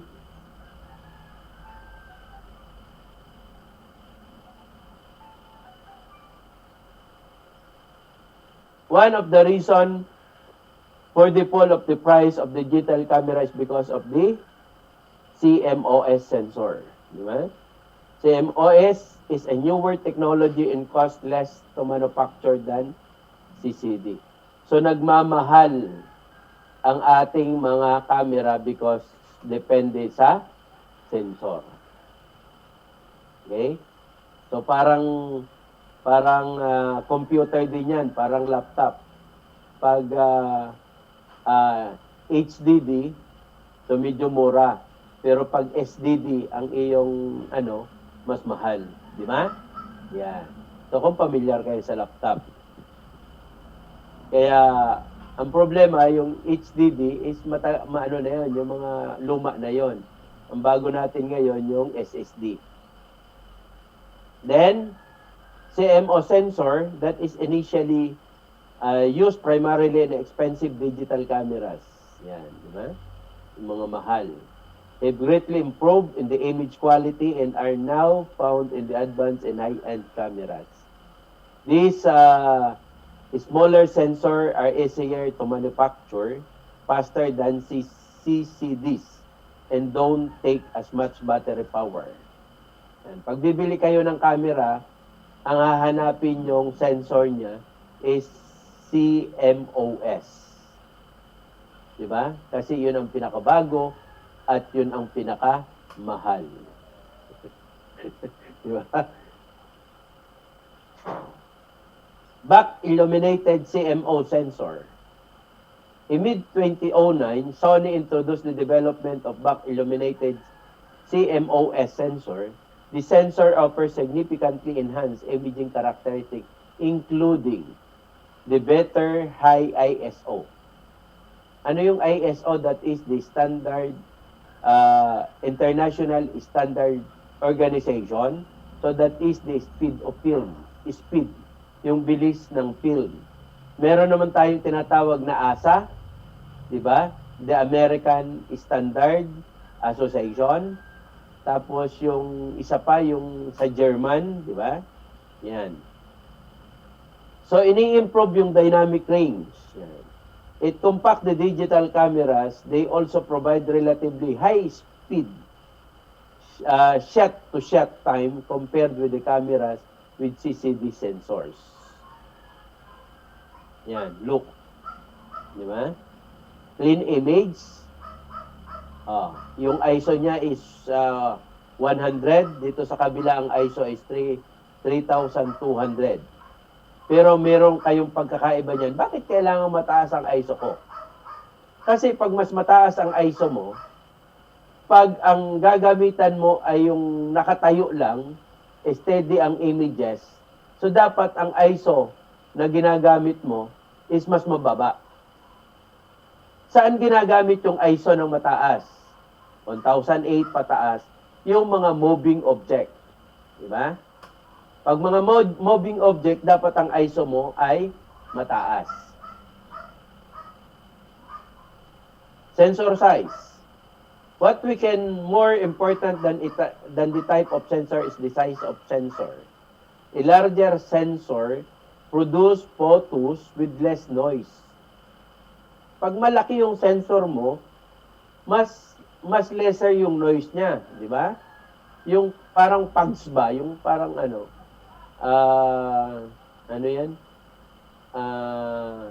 ambon, di ba?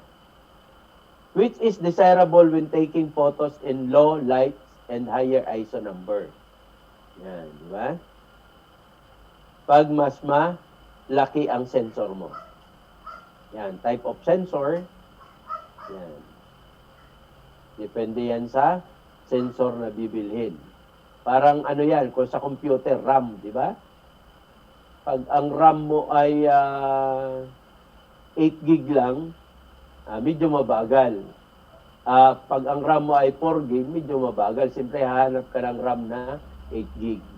So, ganun lang yun, di ba? Para maganda. Okay, type of film according to use. Si black and white film, ito yung ginagamit natin kalimitan, yung panchromatic or the ortho that is used for the black and white photography. So, ang example niyan is the Ortholet film, Tri-X-Pan, or the Pan-X Plus. Colored film can be divided into two, the negative type and the reversal type. The former, the negative type, is usually having names ending in the color, while the word chrome represent the latter. So, ibig sabihin, pag negative type siya, diba? Ang negative type, ano yung negative type? Kung nakikita nyo, pag sinabi nating negative type, yan yung ginagamit sa X-ray. Pag nagpa-X-ray kayo, diba? Ang tawag dyan ay negative type, diba? Itong reversal type naman, ito yung mga naka-roll sa mga movie na ginagamit, reversal ang ginagamit doon. Yan. Blow-sensitive film, the ultraviolet film, the infrared film, the orthochromatic film, and the panchromatic film. Film speed, spectral sensitivity, the granularity. So those are the characteristic of the black and white film. Punta tayo sa film speed, refers to the degree of sensitivity of the film light. Yan, film speed.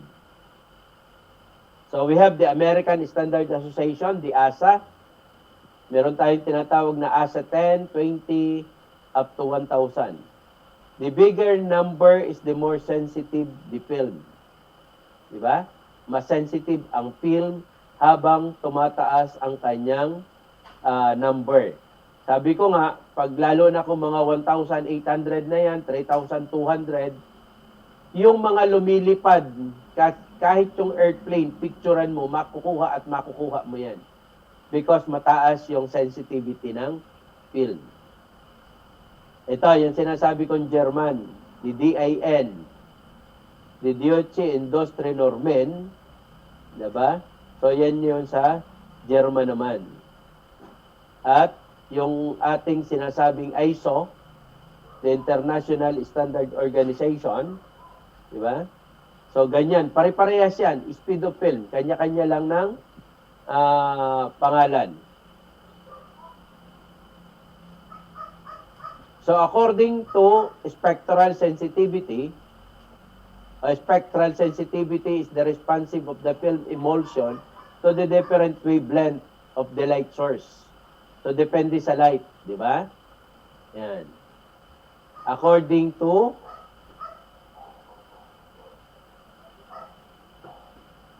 the blue sensitive film, sensitive to UV light and blue colors.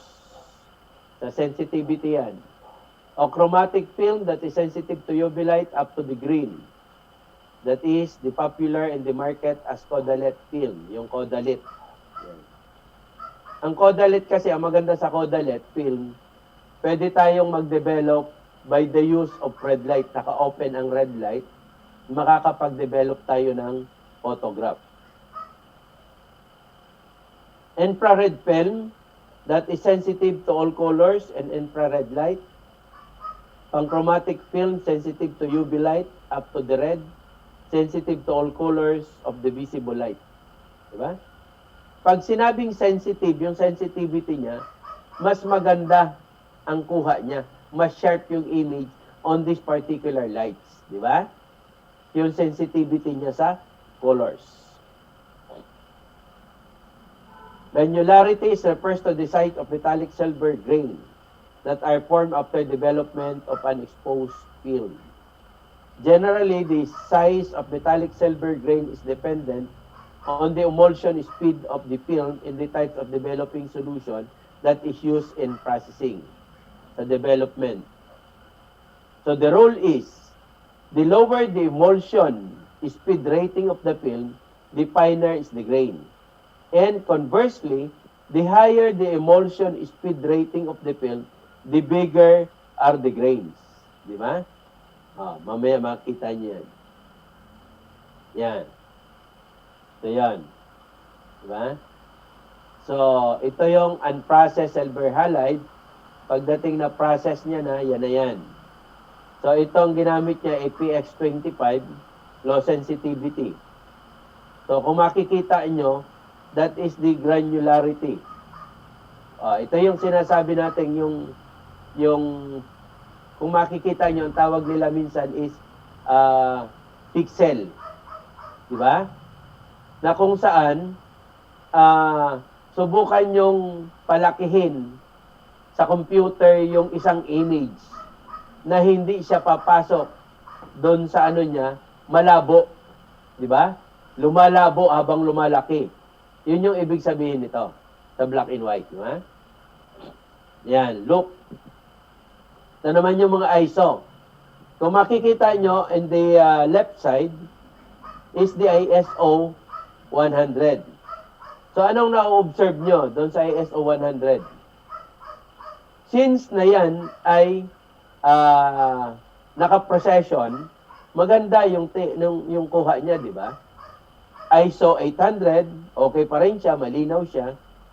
Yung ISO 1600, kung makikita nyo, nagkakaroon na siya ng moist. Kung na-observe nyo. Lalo na yung ISO 3200. May moist na siya. Di ba? So, ibig sabihin, pag naka-stationary ang inyong subject, so huwag kayong gagamit ng mataas na ISO. ISO, ISO, ASA, DIN, pare-parehas din lang naman yan. Di ba? Oh. So, depende ron sa camera na gamit yun. Na-a-adjust yan ngayon, since na digital yan, i-a-adjust nyo yan doon sa camera nyo. Ano yung ISO na kailangan nyo. Di ba? Yan. Oh. Tingnan nyo naman yung ISO 800 at saka ISO 100 yung nasa baba. Kasi moving. Di ba? Nakikita nyo ba? Yan. Dito sa baba, ang ginamit dito is ISO 100. Pero nakikita nyo ba yung tao na gumagalaw? Kasi moving siya. Since na moving yan, dapat ang ginagamit nyo ay mataas ang ISO. Tingnan nyo yung sa parting taas, that is ISO 800. Nare-recognize na tao pala yung umiikot. Di ba? Yan. Because mas mataas ang kaniyang film sensitivity. Yan. Ganon ang ISO. O yan yung film sensitivity na tinatawag natin.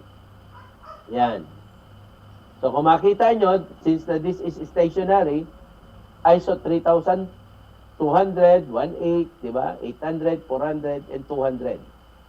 So mas magandang tingnan yung ISO 400. Mas nare-recognize. Di ba? Because that is stationary. Okay, sa color film. When we say color film, it is a multi-layer emulsion coated on the same support base.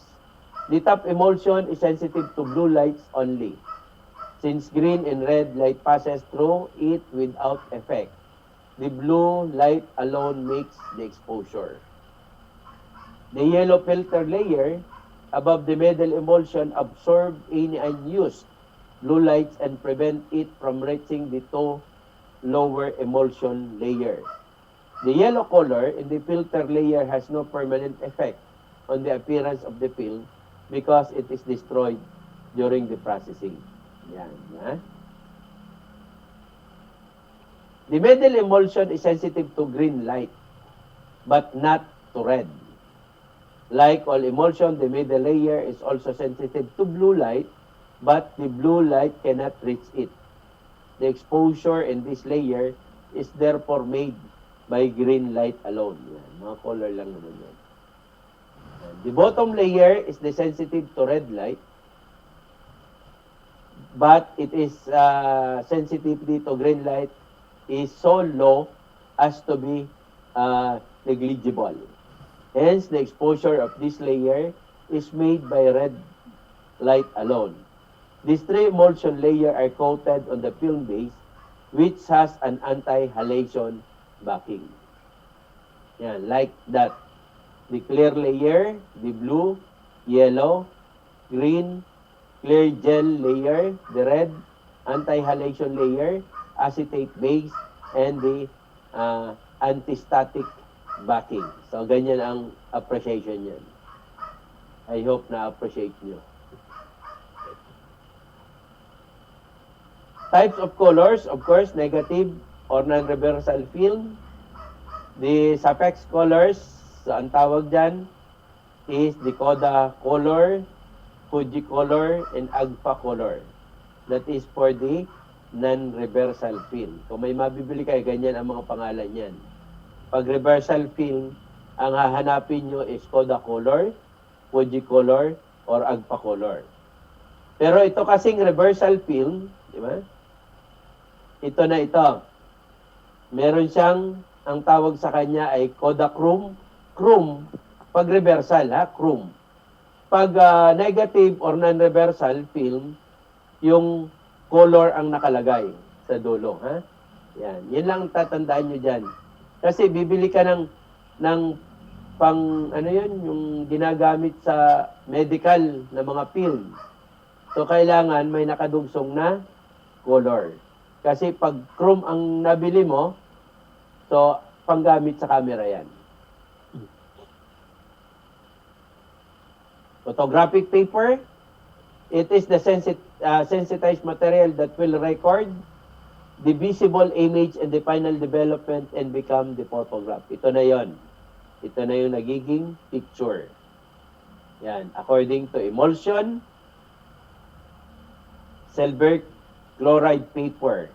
So dadaanan lang natin to. Ang hirap nitong intindihin. Kasi 4 na buwan itong ano yan, ang specialization training nito is 4 na buwan. Diba? Tapos ituturo ko lang sa inyo ng 8 oras. O di, sino mas magaling sa atin? Di ba kayo? Magaling kayo. Tipin nyo, 4 na buwan ko itong pinag-aralan, tapos tuturo ko sa inyo ng 8 oras lang. O di, mas magaling kayo sa akin. Yan.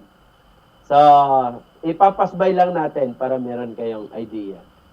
That is the silver chloride paper, the silver bromide paper. Yan.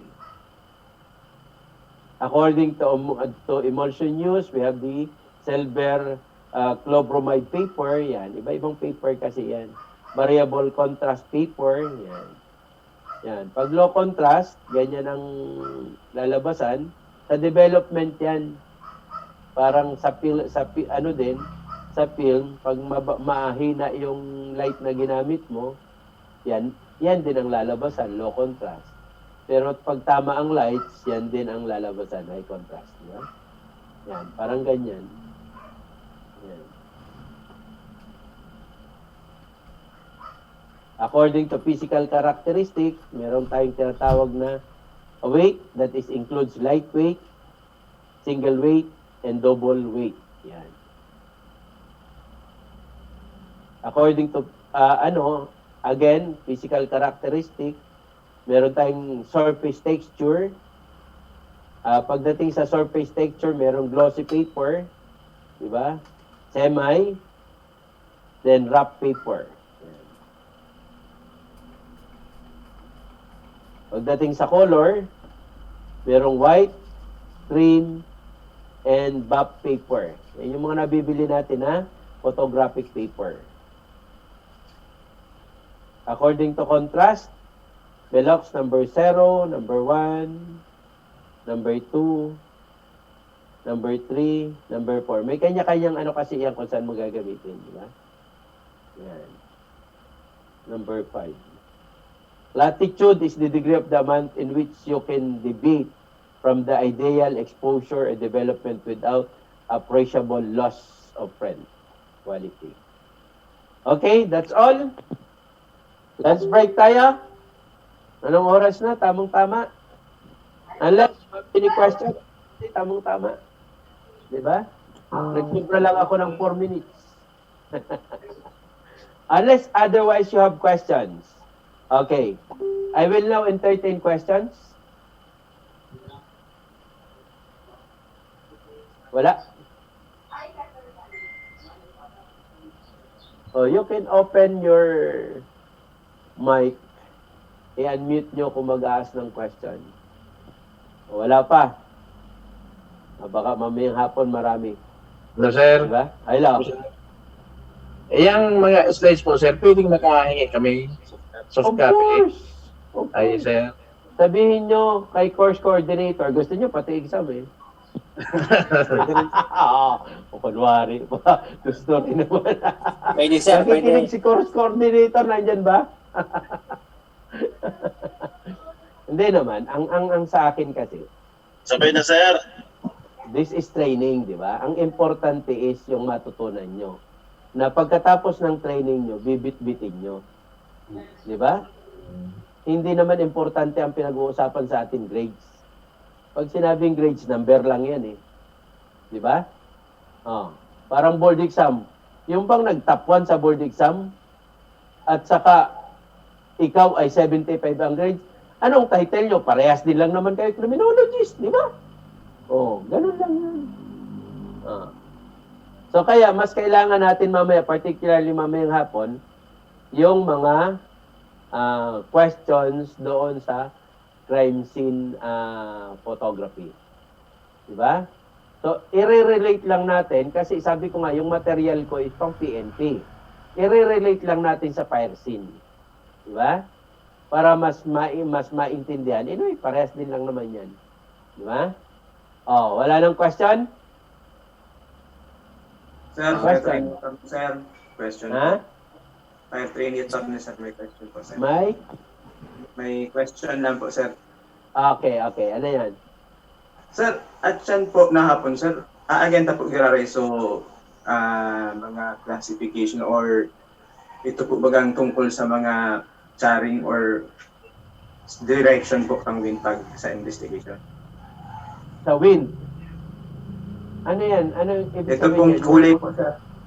Ng mga... Di pag nag-picture ka po, sir, kulay kang drawing, sir. Wala akong alam Again. dyan. Wala akong alam sa mga color ng apoy, color ng ano yan, ng usok. Wala akong idea dyan. Ang ituturo ko lang sa inyo is kung paano mag-photograph ng by angle. Yun lang ituturo ko sa inyo kung paano pag-photograph ng by angle. As to the kulay ng usok, to the kulay ng apoy, saan yung wind direction, I do not know. Wala akong idea dyan. Di ba? Siguro may subject kayong para dyan. May subject talaga kayo dyan. Sa chemistry of fire po, ayan may sa chemistry of fire. Doon daw sa Photography chemistry kasi of si fire. sir ngayon. So ito kasing topic natin are more on in forensic photography. Di ba? Okay, so ano pa? Okay na? Sir, kung po, Kung wala na, andyan ba si naka-hook ba si course coordinator? Yes, sir. Naka-monitor po. Naka-monitor. Yes, po. Balik tayo ng 1:30. Sige, sir, kayo po. Tapos, i-off muna natin yung anong sistema mamaya, yung invite mo ala ako sa Zoom or paano? Sir, yung pinasa ko po sa yung sir, ID and password, Yun sir. na yun. Yun po yun, sir. Yes po. Okay. Sige. So, kailangan daw nila ng slides nitong aking presentation. Yes So, po, sir. paano kayo bibigay sa'yo? Email ko na lang sa'yo, Yes po, sir. Yes po. Ako na lang po mag-forward sa kanila, sir. Sige. Email ko na lang sa course coordinator nyo, tapos hingi na lang kayo sa kanya. Okay? So, see you mamayang hapon, 1:30. Thank you Yes, sir. and good day. Important na makita nyo lahat ng kanto at lahat ng anggulo doon sa room. This mindset usually has the crime scene photographer photographing the room from each of the four corners. Yan ginawa kanina. While facing on the opposite corner, if the room was big enough so that these four shots with 50 mm lens did not encompass the entire room, it was even suggested that the wide-angle lens be used. Diba?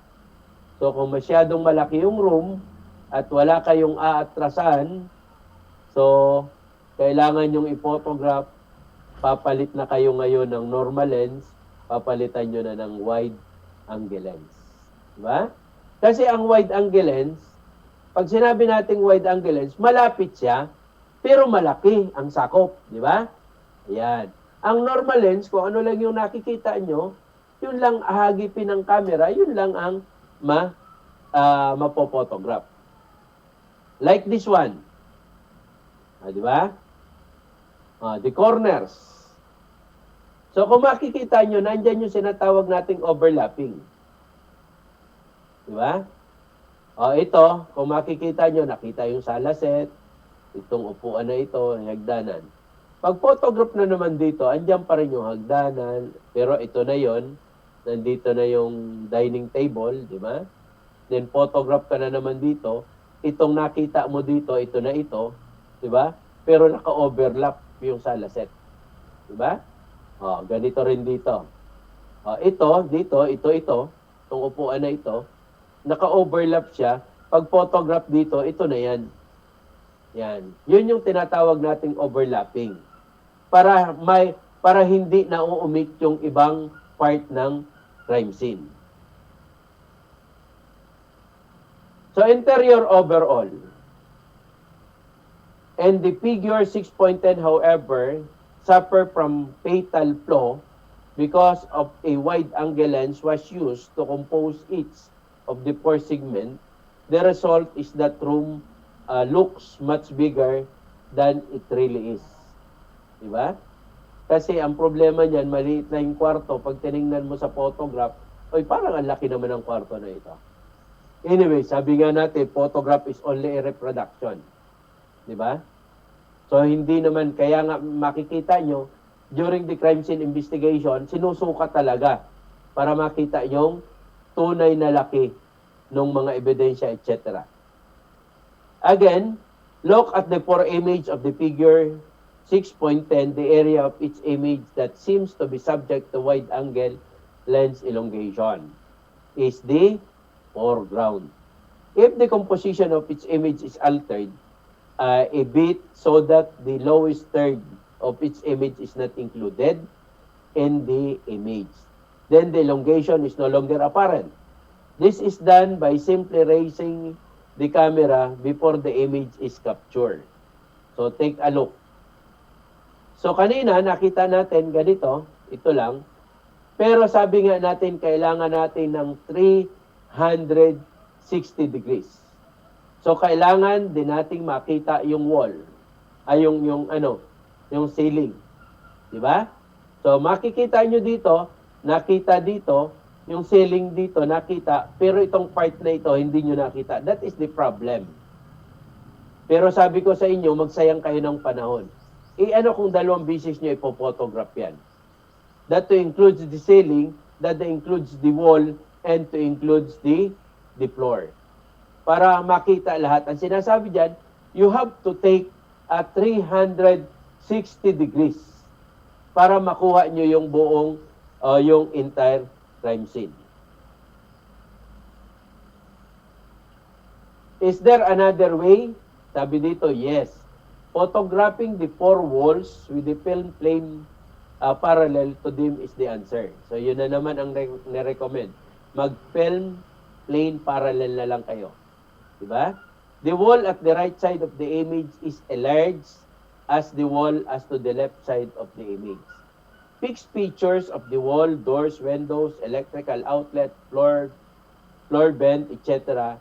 are all easier to see when they closer to the camera.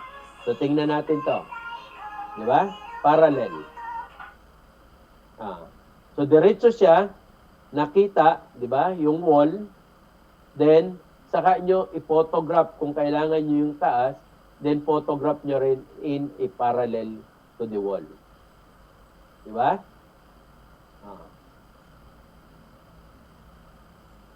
Mahirap pag online hindi ko makita talagang reaction nyo.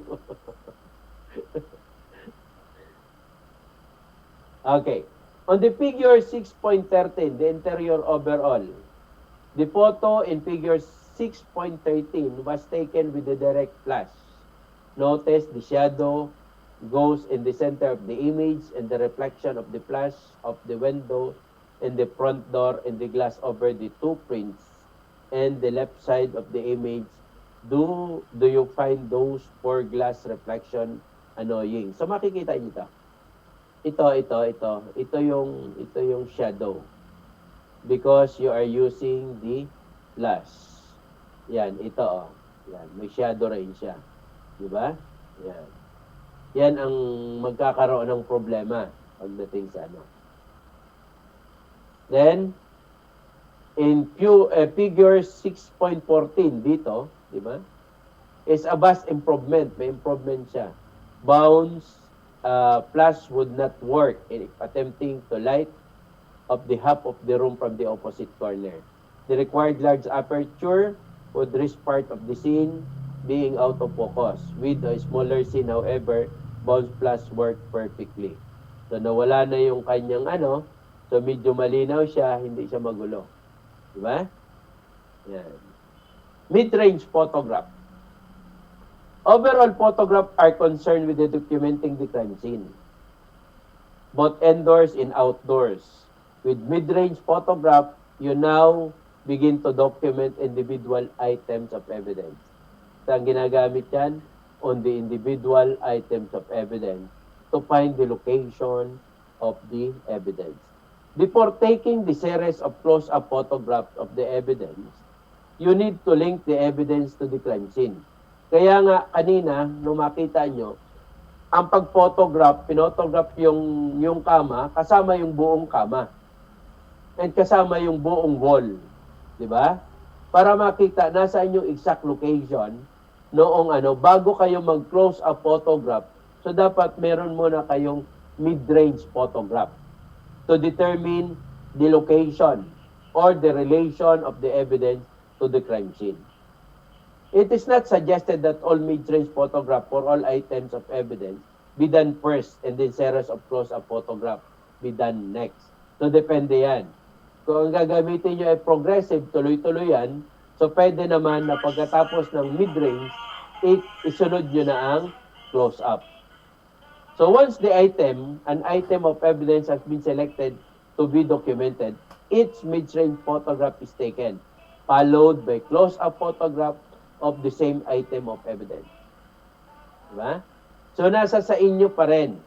Prerogative nyo. Gusto nyo tapusin muna yung mid-range or medyo may problema, mahihirapan, o kaya pwedeng matapakan nyo yung evidence, o kaya pwedeng magalaw.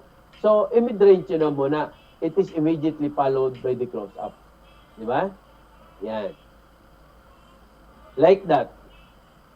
Di ba? So, ito ay photograph. Sa Naga City ito nangyari. Itong photograph na ito. Kung makikita nyo, napakaliit because clinic lang ito ng isang dentista sa Naga na pinasok. Di ba? So, mid-range photograph, kung makikita nyo, hindi agad ito makikita. Di ba? So, kaya, I took this photograph muna, tapos saka ako kumuha doon ng photograph. Sabi ko nga, magsayang na kayo ng oras. Walang problema doon. Di ba? Yan. Then, ano pa yung tinitingnan kong isa? Itong point na to. Di ba? Ito. Then, what is the relation of this dito? Yan. So, ganun ang nangyayari dyan. Ang kwento niyan kasi, yung isa, hold up kasi ito. Di ba? Pinasok yung klinika, nag-ano ng, na magpapabunot ng ngipin. Tapos, lagi siya nagpapahuli. Kung siya nang sunod at may susunod sa kanya, ang ginagawa niya, magpapahuli-uli siya. Hanggang sa naubos yung, yung pasyente, siya na lang ang natira, yung pala meron siyang evil motive. Yan. So, hindi lang yon. Medyo nagandahan ata doon sa dentista. Diba? Kaya yung ginawa ang masama, sinadista naman. Yan. So, that is the mid-range photograph. So, dapat makita, anong sinasabi sa mid-range is dapat makita yung location ng biktima. Saan ba parte ng bahay na andun yung biktima? Yan. Okay. The proper viewpoint to avoid the perspective distortion. So, yung sinasabi natin kanina, yung lens distortion. A normal lens is usually used to avoid the distortion. Diba? Yan. So, that is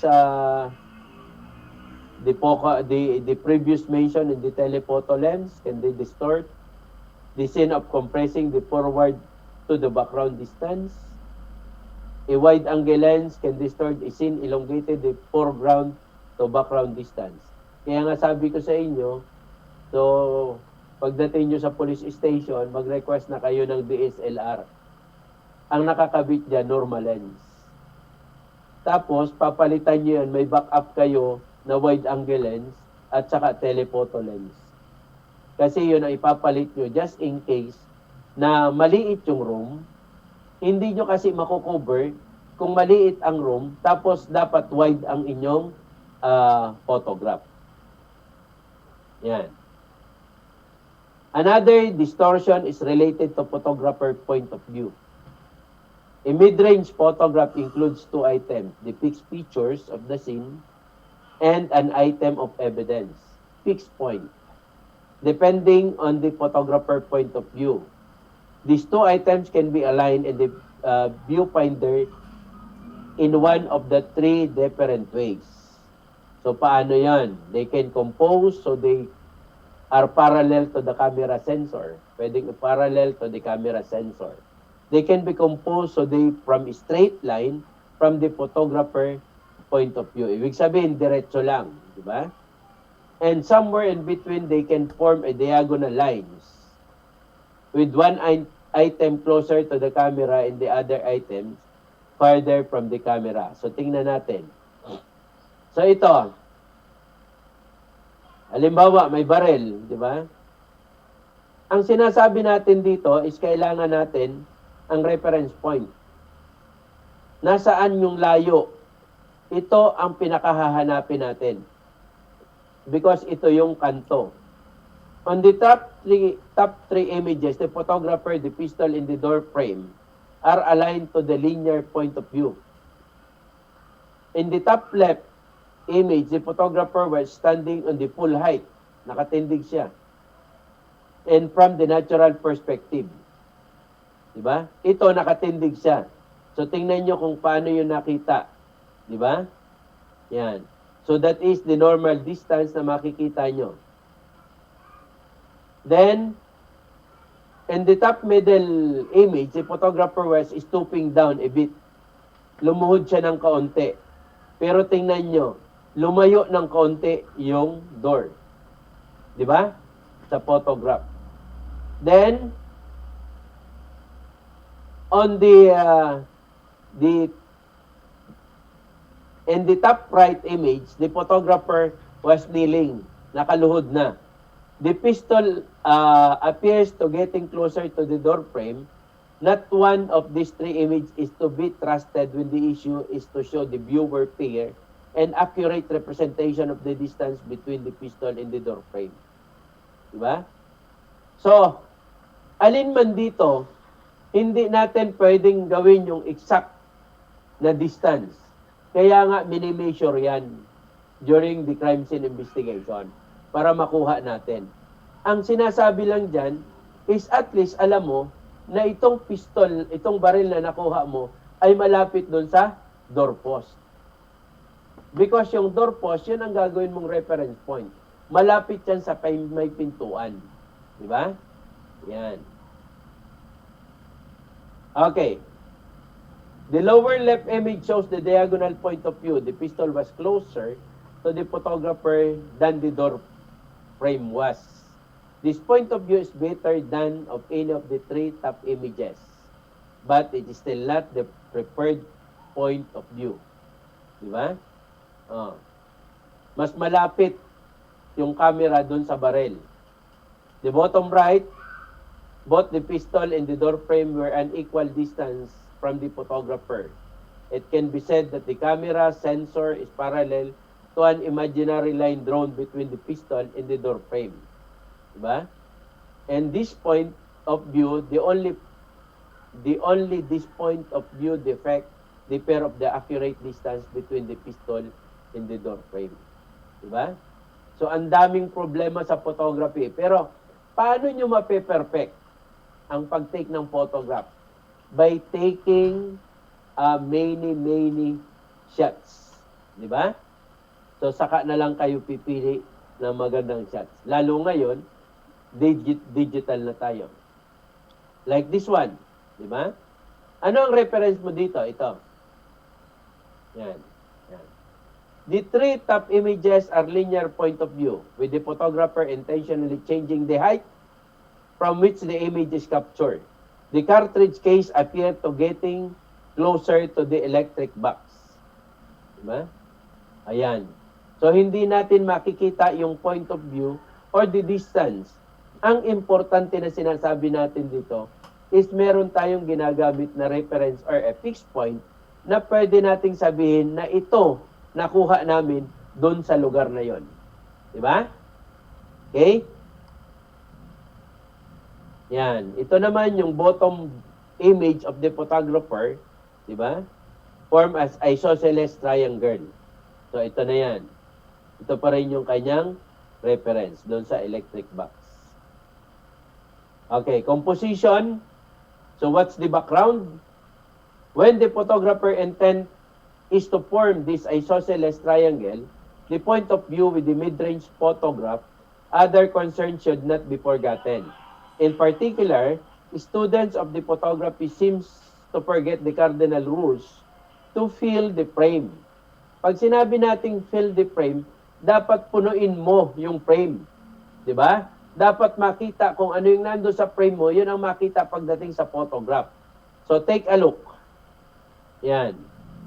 So ito, ano bang tinitingnan mo dito? Yung karsada, kung saan. Then this is the evidence, di ba? Then, pagkatapos ito, ayan yung iyong reference. Ito, may reference ka rito. But pagdating sa close-up, dapat i-fill the frame mo siya. Dapat malaki yung pagkakuha ng photograph. Yan. If the relationship of the evidence to a fixed feature of the scene is the only story that should be told in this one particular photograph, everything else that does not contribute of this goal should be eliminated from the field of view.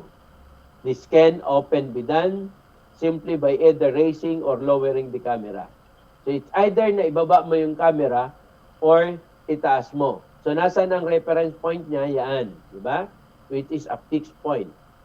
So makikita niyo yung scissor is being related to the metal pens post on the right side of the image. Each of the image tell its distance relationship story, while intentionally eliminating elements that do not contribute the intent of the crime of the crime scene photographer. So, yan. Kaya nga lagi tayong naghahanap ng reference point na i-relate natin doon sa ating ebidensya. So ito yung lens distortion, di ba? So diniscuss na rin natin kanina yung iba't ibang problema ng lens. That is aligned vertically, varying the distance of the photographer, di ba? Or the isosceles triangle positioning. Yan, look at this. Di ba? So kung papaano siya lumalaki just because of the lens that being used. Yan. Yan. How can this effect be helpful in crime scene photographer? So if the crime scene, obstruction, or not other evidence the crime scene prevent a crime scene photographer from composing a mid-range photograph with 50mm lens, the photographer should know that the proper mid-range photograph can still be obtained by standing a different distance from the evidence. So kayo mismo ang mag-a-adjust, di ba? Para ma-take nyo ng maganda yung photograph. Yan. Can one image be used a mid-range photograph for several times? The answer is yes. Yan, di ba? Close-up photograph. To compose a close-up photograph properly. So, frequently, photograph must abandon the natural perspective point of view. Ang kailangan natin sa close-up photograph is to identify kung ano ba yung ebidensya na pinophotograph natin. Diba? So, kahit ano pang position na gawin mo dyan, basta ang importante makuha mo yung ebidensya at malinawan doon sa makakakita na ito pala yon, di ba? Yan. So unang-una, you have to take a photograph, a close-up as found. Kung paano mo yan nakita, ganun mo rin siya ipophotograph. The first close-up photograph should be shown the evidence as found. Kung anong hitsura ng ebidensya na nakita mo, yun ang ipophotograph mo without any alteration. So regardless of the size of the evidence, there should be an attempt to fill the frame. Pag sinabi natin fill the frame, punuin mo yung frame. Dapat sakto siya dun sa frame para ma-identify yung evidence. There should be an attempt to fill the frame with the evidence if the evidence is a textbook size or larger. So, regardless of size, ang importante is maipasok mo yan sa frame ng camera. Like this one. Di ba? So ito, makikita nyo, this is an enlarged the evidence, di ba? Ito yung hitsura kung saan kikita mo yung photograph. Yan. Anong ebidensya yan? Bullet yan, di ba? So nakita mong ganyan, yan. So ganyan pa rin ipophotograph. So, pag masyadong malayo, but you have to fill the frame. Okay? Yan. Another thing is the fully labeled scale. So, lalagyan na natin ng labeling. So, ang unang pag-take ng close-up, so as found. Ibig sabihin, kung saan mo siya nakita, saang location yan, doon mo siya ipophotograph, close-up. Another is with fully labeled scale. Diba? The close-up photograph that should be taken in every items of evidence is one of that includes the fully labeled. With fully labeled scale and the image of the viewer can get some sense of size of the evidence. Dito natin ngayon makikita kung gaano kalaki ang ebidensya. Diba? With scale in the image. And of course, the labeling information on the scale. Ganito yan.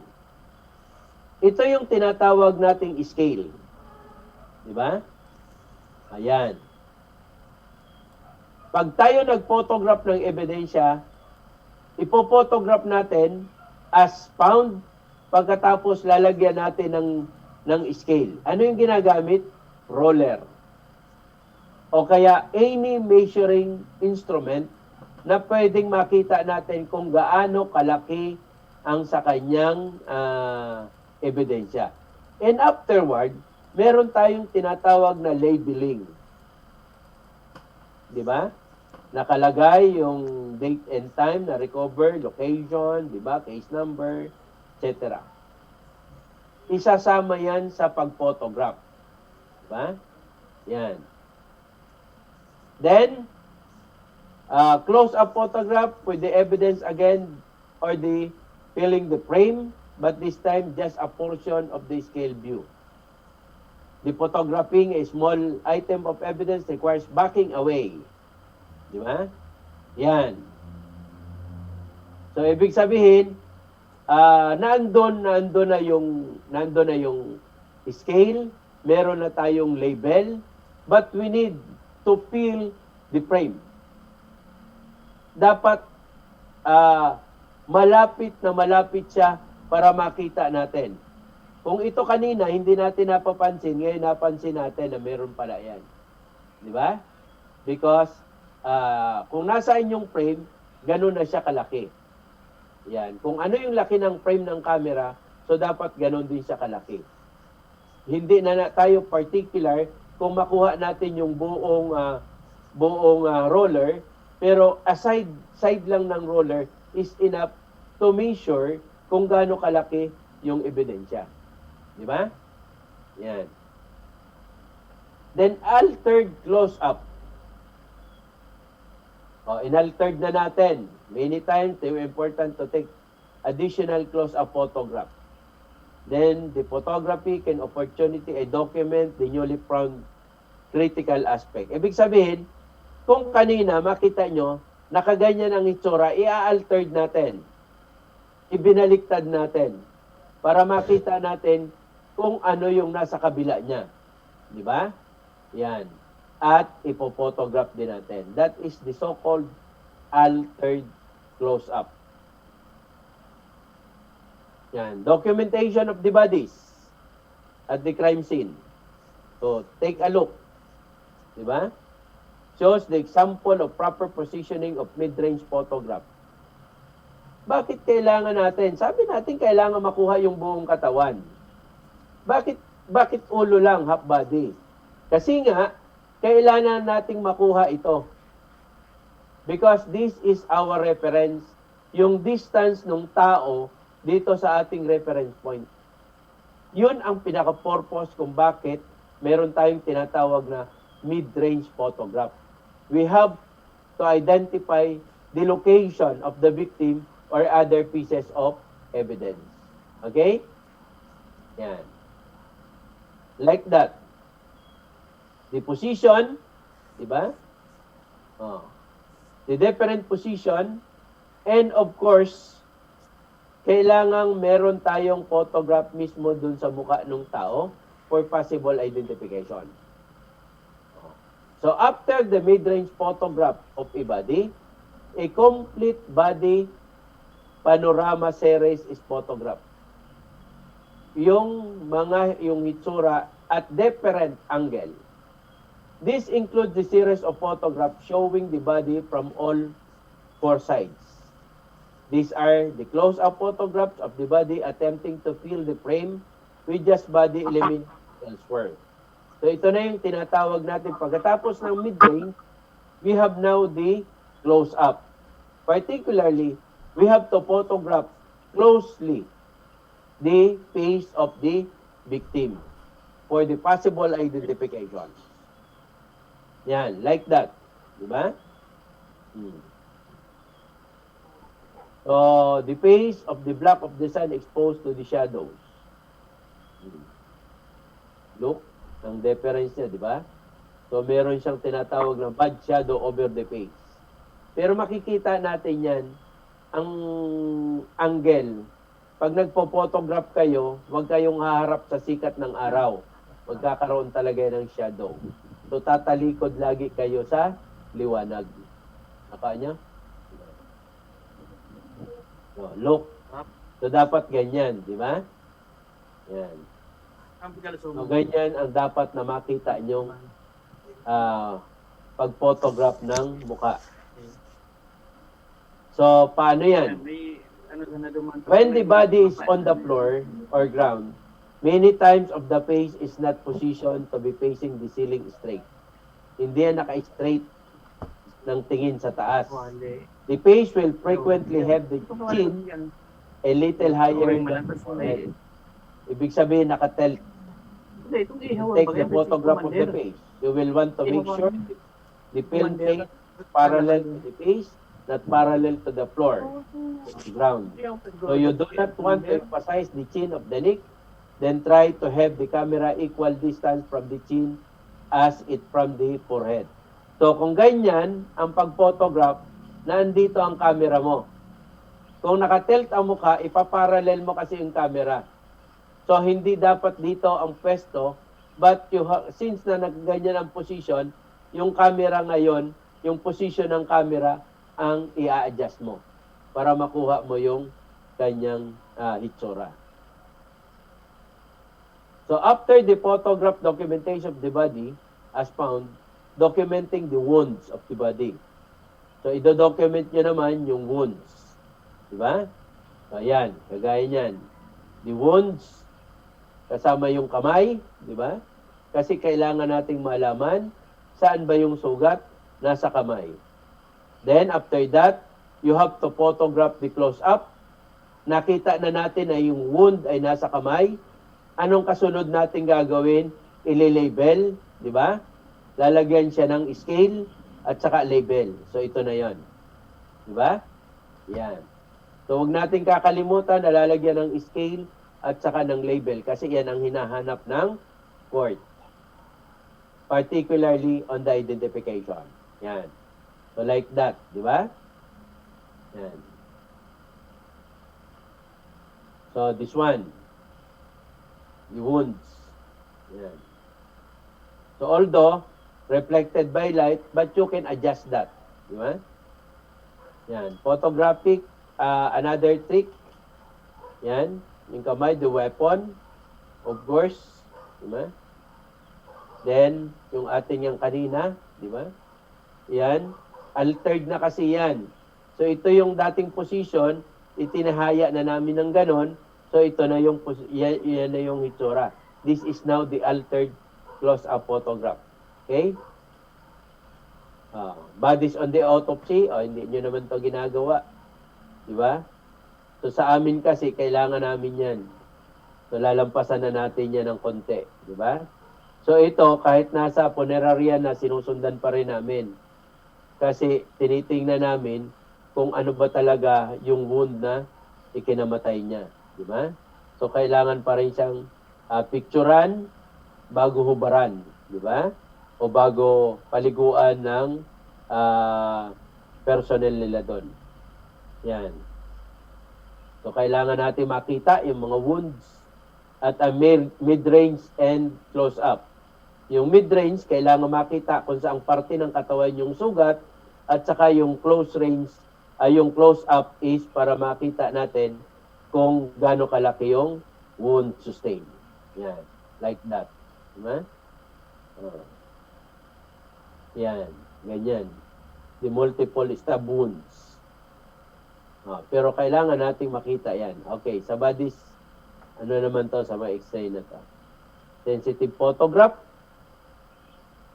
Di ba? So, may na-encounter ba kayo ng ganito? Yan. Perfect example of several images being able to substitute for a single full frontal image. But take note of that. Lahat ng sensitive parts tinatahuban.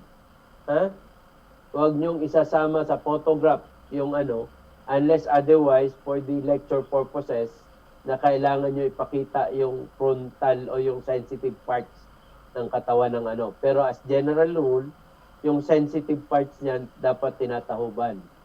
Huwag niyong ipo-photograph. Kasi dito sa Pilipinas, mas nire-respeto ang patay kaysa sa buhay.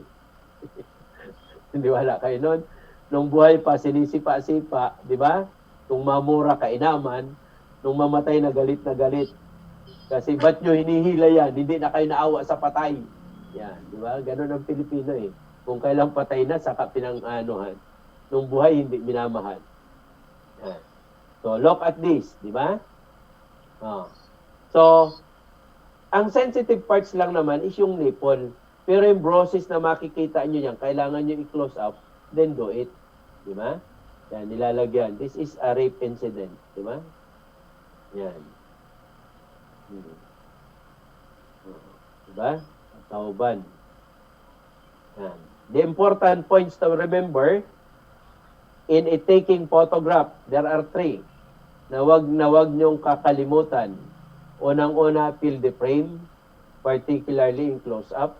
Kung gaano kalaki ang frame ng camera nyo, ganoon din dapat kalaki ang inyong photograph. Maximize the depth of field. And keep the film plane parallel. Yan yung important reminders sa inyo bago tayo matapos at mag-coffee break. Okay? Tingnan natin, anong oras na ba? So, coffee break muna tayo. O, tama-tama, alas 3. Meron pa tayo isang topic. So, yung evidentiary value of photo.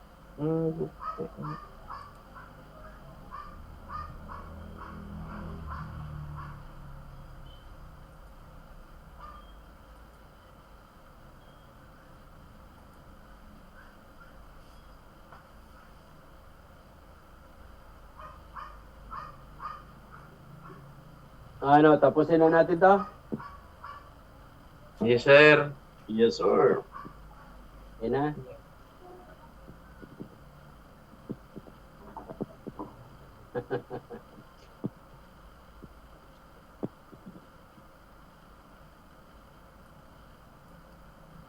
Yan, okay. Okay, let's call to order, Marcher. Kompleto na po, tabi.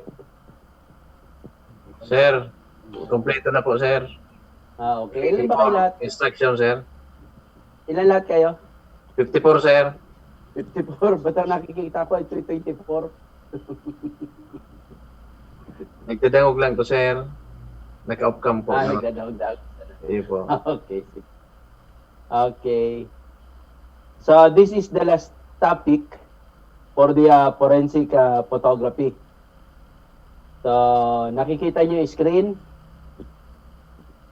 Nakikita nyo yung screen, yung slides ko? Yes, sir. Yes, sir. Okay. So, the admissibility of photographic evidence.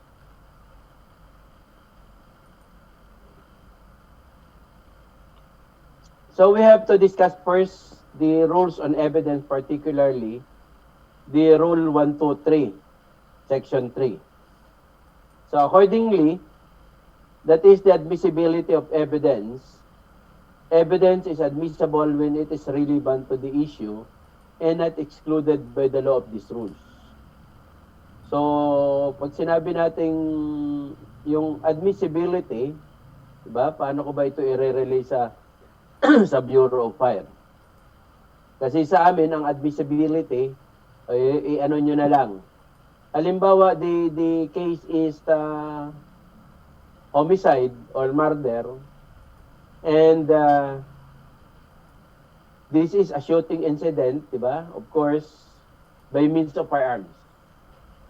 But the one you submitted to the court is a knife, so walang admissibility ron, diba? Because that is excluded or hindi naman siya kailangan doon, diba? Yan. So under the Philippine law, evidence is relevant when it relates directly to the part in issue as to the induced belief in its existence or non-existence, while the evidence is said to be competent when it's not excluded by the rules of court or by the law. So balik tayo dun sa ano kanina, sa example, if there is a murder case, so and the weapon that being submitted is a caliber 38, tapos yung bala na nakuha sa katawan ng tao is from a caliber 38, so yun yung tinatawag na relevancy. Diba? It is relevant to the case under investigation. Pero kung ang bala na nakuha dun sa katawan ng tao is caliber .45 and the evidence that you have been submitted is a caliber 38, that is incompetent. Diba? Hindi siya competent. Although that is barrel, pero what is the relationship of that caliber .38 to the crime under investigation? When in fact, the bullet recovered in the body is for a caliber .45. Diba? So yun yung sinasabi dito. So ngayon, ang tinitingnan natin is yung photographic evidence. Yung relevancy ng photographic evidence. So puntahan muna natin yung rules on electronic evidence, particularly the rule number 5, the authentication of electronic document. On the section 1, it states that burden of proving authenticity. Bakit kailangan natin tong ipasbay o daanan, di ba? Kasi it is in relation with the photographic evidence that you have to submit in court, di ba? Paano ba tatanggapin yung evidence na yan as to the relevancy and competency of evidence? Sabi dito, the person seeking to introduce an electronic document in any legal proceeding has burden to proving its authenticity in the manner provided by the rules. Kung magpe-present ka ng photographic document, particularly if that is taken from a cellular phone, di ba? Cellphone ang ginamit mo in taking the photograph. So that must be authenticated. Sino? Ikaw mismo na nag-take ng photograph. Ikaw mismo ang magpapatotoo sa court na ikaw ang kumuha nun. Di ba? Ikaw ang nag-take ng photograph. So you have to prove the authenticity of that document. In the section 2, manner of authentication, before any private electronic document offered as authentic is received in evidence, its authenticity must be proved by any of the following means. Letter A, by evidence that it had been digitally signed by the person portrayed to have signed the same. Sa ibang documents to. But of course, sa atin, marirelate natin to mamaya. By the evidence that other appropriate security procedures or device as may be authorized by the Supreme Court or by law for authentication of electronic document were applied to the document. At itong letter C, itong pinaka-importante sa atin. By other evidence showing its integrity and reliability to the satisfaction of the judge. Sabi natin kanina, it's very hard. And sometimes, the taking of photograph by means of cell phones, di ba? Because that is digital, hindi tinatanggap because ang reasons nila, bakit? Kayang i-edit yan, di ba? So, ibig sabihin, pwedeng baguhin, pwedeng ayusin, because that is from the cellular phone. So, pero, para matanggap yan ng court, so kailangan may pakita natin, of course, the integrity. Diba? Wala kang ibang nais kundi ma-prove yung investigation mo. Diba? And of course, reliable ba yan? Sino ang humahawak ng cellphone mo? Ikaw lang ba? Meron pa pong iba, yung misis ko.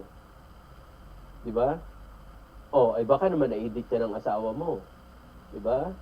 O, yun. The reliability that the judge must be satisfied.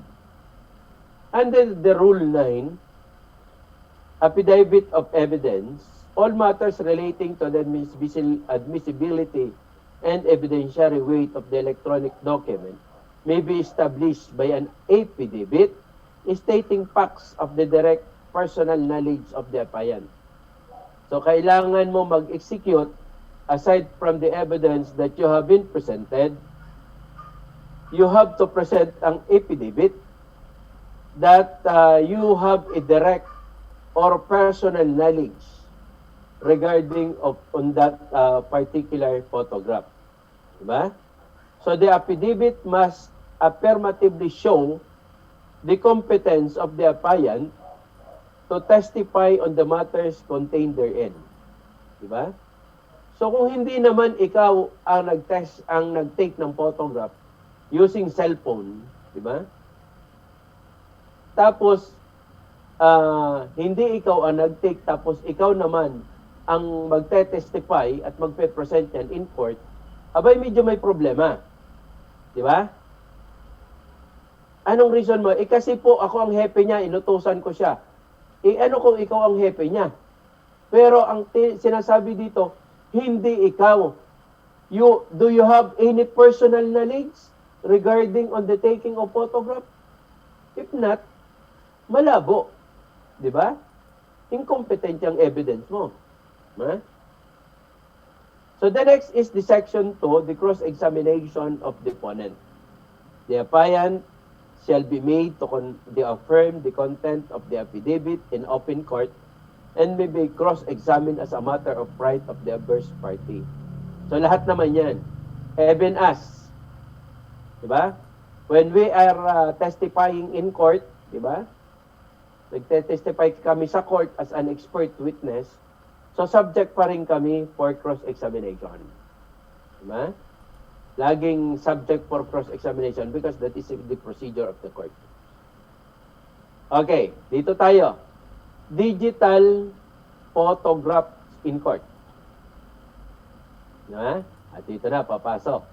When the digital imaging is considered for law enforcement, the concern of admissibility of digital photographic evidence in court is often raised. Noon, matagal ng problema, hanggang ngayon, pinoproblema pa rin yan. The facts that digital photographs are more easily altered than film-based photograph is usually cited. Yan lagi ang depensa ng kalaban. Hindi yan, kasi kaya yan i-alter, kayang baguhin yan. Di ba? Ayan. Some even believes digital photographs are not admissible in court. Noon, hindi yan tinatanggap. Pero ngayon, tinatanggap na. Pero ang kailangan lang, you have to prove the authenticity of your digital photographic evidence.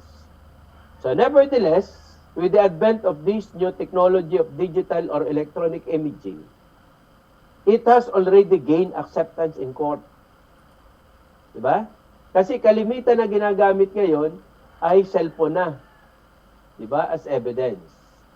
Yan. So, wag na kayong mag-worry kasi kung talagang sira yung camera, pwede na kayong gumamit ng cellphone.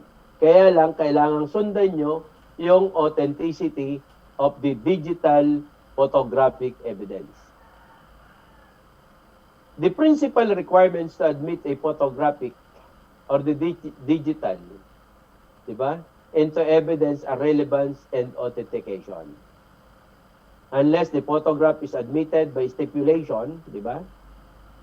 Pag sinabi nating stipulation, tinanggap na. Wala nang question, di ba? So the party attempting to admit the photograph into evidence must be prepared to offer testimony that the photograph is an accurate representation of the scene. Accurate representation of the scene. Look, di ba? So ibig sabihin, walang nabago. Sabi nga natin kanina, as found, di ba? This usually means someone must testify that the photograph accurately portrayed the scene as viewed by the witness. So, ibig sabihin, kahit pa pala cellphone ang ginamit mo, pwede nang tanggapin sa court. But, that photograph, di ba? O ikaw mismo na nag-photograph, ikaw ang magte-testify sa court. And that is accurate portraits of the scene. Yan talaga. Of course, meron kang witness. Siguro yung kasama mo na ikaw mismo ang nag-photograph niyan. Because during the execution of the affidavit, so nakalagay doon kung paano mo yung ginawa. Di ba? Yan. Okay, this is a case of Romeo Season versus People, GR number 108280-83, November 16, 1995. Anong issue? One, the photograph should be admissible despite lack of proper identification by the person who took the same. Ano yung sinasabi ng batas? Dapat unang-una, authenticated yan. Ibig sabihin, kung ikaw ang nag-photograph, ikaw dapat ang magte-testify, and you have to execute an affidavit testifying or indicating on the affidavit that you have a personal knowledge regarding on that. Di ba? Pero, the photograph one. Basahin natin yung kaso.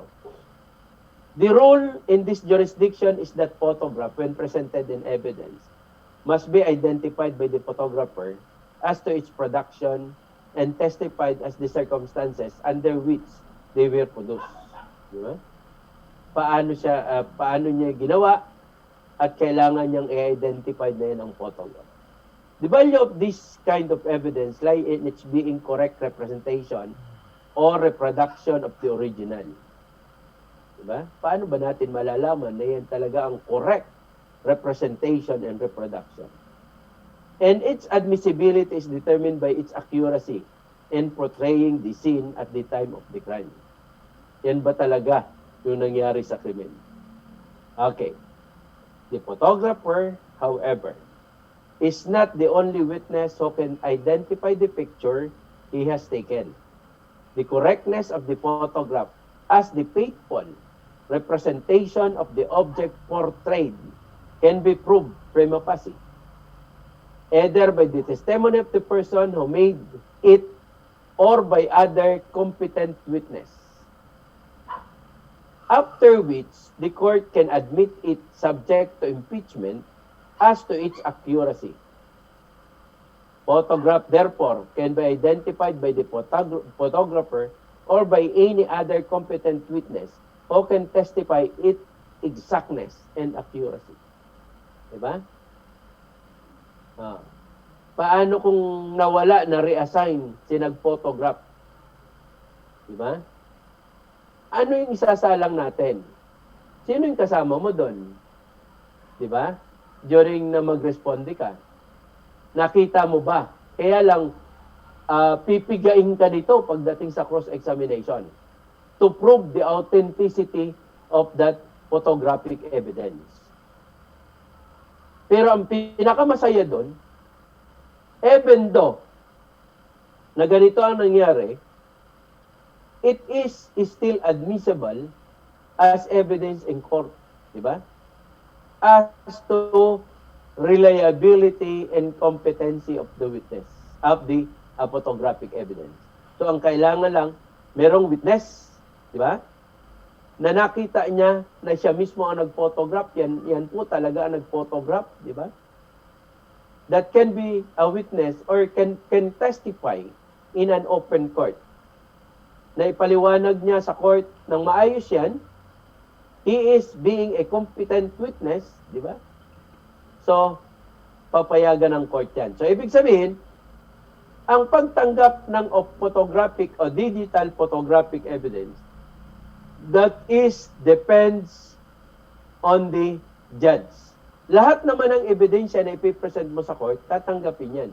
But in tanong, it is admissible or inadmissible in court. Tatanggapin ba yan o hindi? Diba? Pero ipapipresent yan. So, ang kailangan, tanggapin ng court kasi sayang yung effort. Another case, Jose versus Court of Appeal o Court of Appeal na ito, JR number 118441-42, January 18, 2000. Ano yung issue? One, the trial court correctly relied on photograph. Diba? Nanalo ang kaso dahil lang sa photograph. Basahin natin. The trial court was justified in relying the photograph rather than in the Romel Abraham's testimony, which was obviously biased and unsupported by other evidence. Mas pinaniwalaan ng court yung photograph kaysa dun sa testimony ni Romel Abraham. Physical evidence is a mute but an eloquent manifestation of truth, and it's ranked high in our hierarchy of trustworthy evidence. Diba? So, physical evidence. In criminal cases such as murder or rape, where the accused stands to lose his liberty, if found guilty, the court has, in many occasions, relied principally upon physical evidence in ascertaining the truth. Mas pinaniniwalaan ng court ang physical evidence. Diba? Kasi yan yung nakuha sa crime scene. In the People versus Vasquez, where the physical evidence on record ran counter to the testimonial evidence of the prosecution witnesses, we ruled that the physical evidence should prevail. Ibig sabihin, mas pinapanigan ng korte yung physical evidence kaysa sa testimonial evidence. Diba? Oh. Ito na yung case.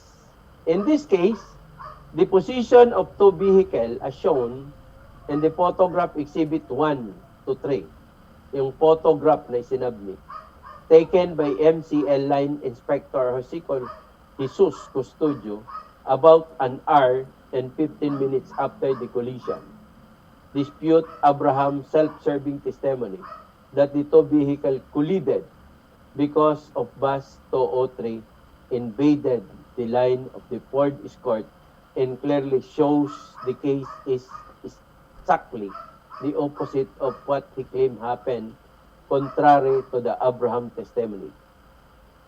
The photograph shows quite clearly that bus 203 was in its proper lane, that it was the Ford Escort which unsold the portion of the opposite lane. Yun lang, napakasimple, di ba? By means of photograph. Yeah. So, ang sinisisi niya, kaya nagkaganon, because of the bus 203. But, on the photograph, that is marked Exhibit 3, the portion of MacArthur Highway where the collision took place is marked by a groove which served at the center line, separating the right from the left lanes. The photograph shows that the left side of bus 203 is about few feet from the center lane, and that the bus is positioned parallel thereto. So, hindi nag-overtake. Diba?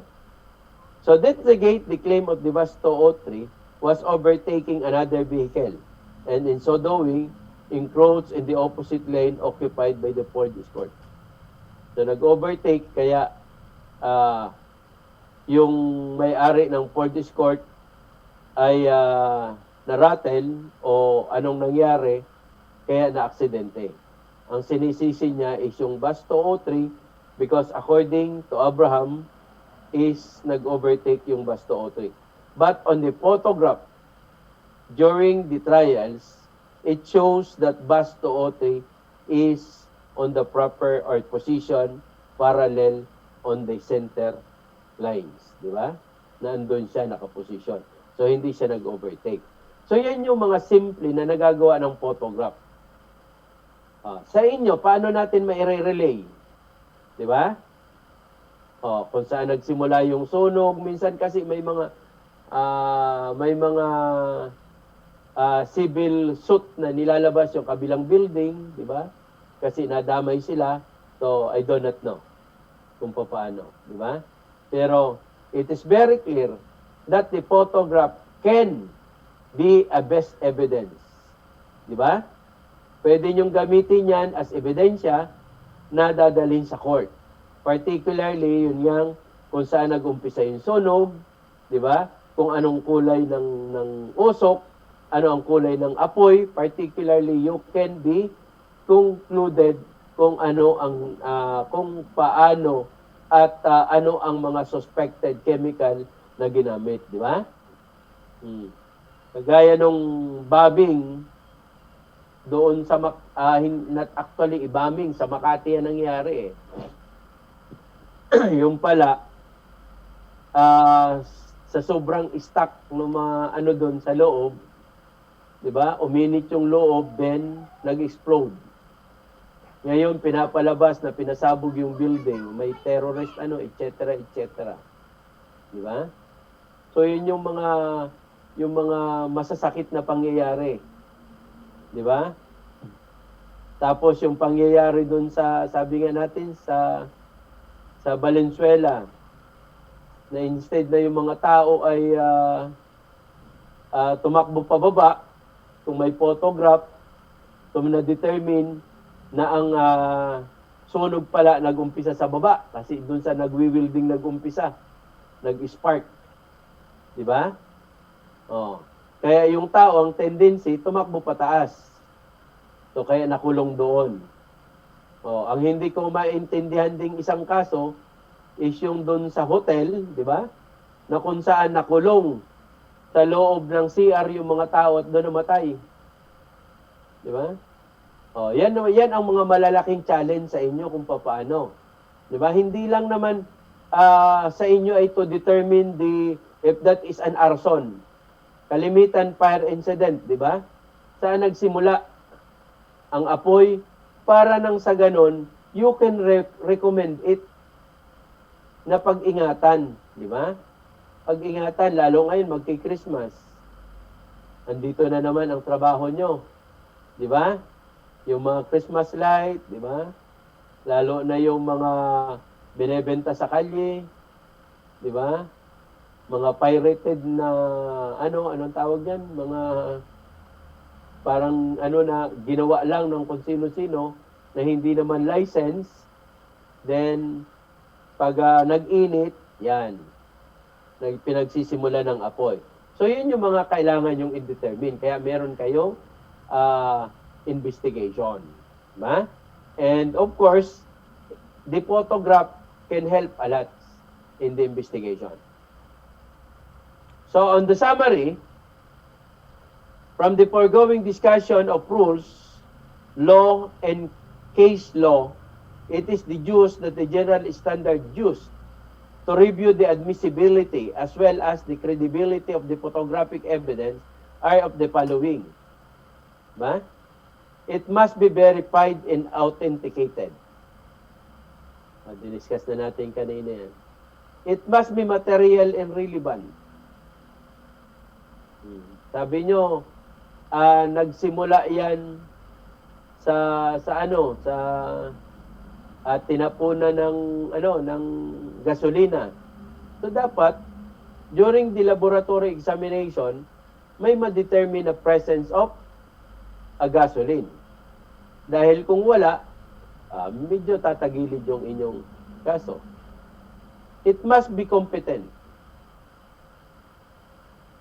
Kung kayo yung nag-imbestiga doon at kayo ang nag-photograph, competent yan. Pero kung yung photograph na nakuha mo ay galing doon sa bystanders, ay mahirap na paliwanagan yan. Di ba? Then it must be proved to be faithful in clear representation of the subject.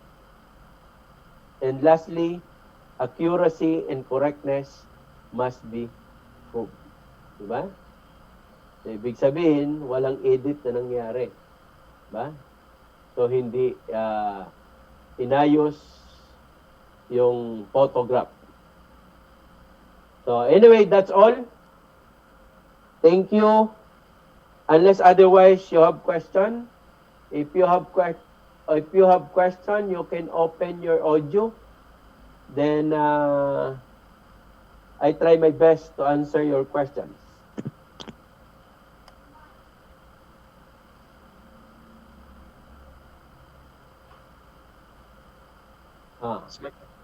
Is there any questions?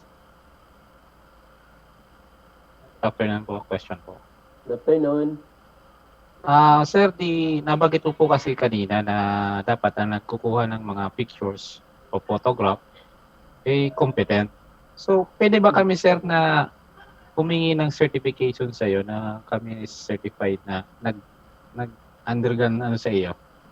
Pwede po ba? Not necessary. When we say competent ka, because you are the investigator or you are belong to the investigation team. Diba? Not necessary. Pag sinabi kasing you are a certified forensic photographer, ang tawag na yan ay expert. Diba? Expert na yon. So, you are expert witness. Pero as to the competency of particularly of those who take the photograph, particularly in the fire scene, as long as na you are belong to the group or to the team ng nag-iimbestiga, you are a competent one. Ang problema nga lang is, if that photograph is nakuha mo lang kung kanino, yun ang may malaking question. Pero as to the personnel of the Bureau of Fire Protection who are the member of the investigating team, you are incompetent. Di ba? Any question pa? Thank you, sir.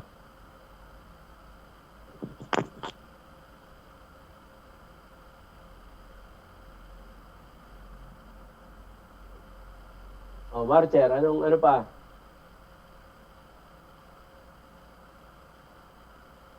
Kasi bukas, ibang subject naman tayo. Wala na po siguro, sir, question. Di na sila nagsasalita eh. Hopefully, may natutunan tayo. Ano? So, Yes, sir. huwag malilimutan yung pag-take ng photograph sa fire scene. So, mag-uumpisa kayo sa labas. Diba? Yung paikot ng fire scene. Huwag kayong papasok agad sa fire scene. Doon muna kayo sa palibot ng crime scene, ng fire scene, tapos dahan-dahan ang pasok. Diba? You have to apply the general view, the mid-range photography, and the close-up photography. So, ang tatandaan nyo lang, since the close-up photography will be presented in court, dapat meron niyang label at saka scale. Yan ang pinaka-importante na hinahanap sa court. Di ba? Para maging material yung inyong photograph. Okay? Sir, question, sir. Okay. Sir, question. Martin Bispo. Sir, tanong ko lang sir, before entering dun, sir, sa fire scene, di ba, sir, magpipicture muna ba, di ba, sir, papasok? So, meaning to say, ang bago mag-ordon dun, sir, sa fire scene, may distance ba? Para hindi ma-destroy yung evidence, yung paglagay ng cordon, starting from the meron ding sir. tinatawag na first responder.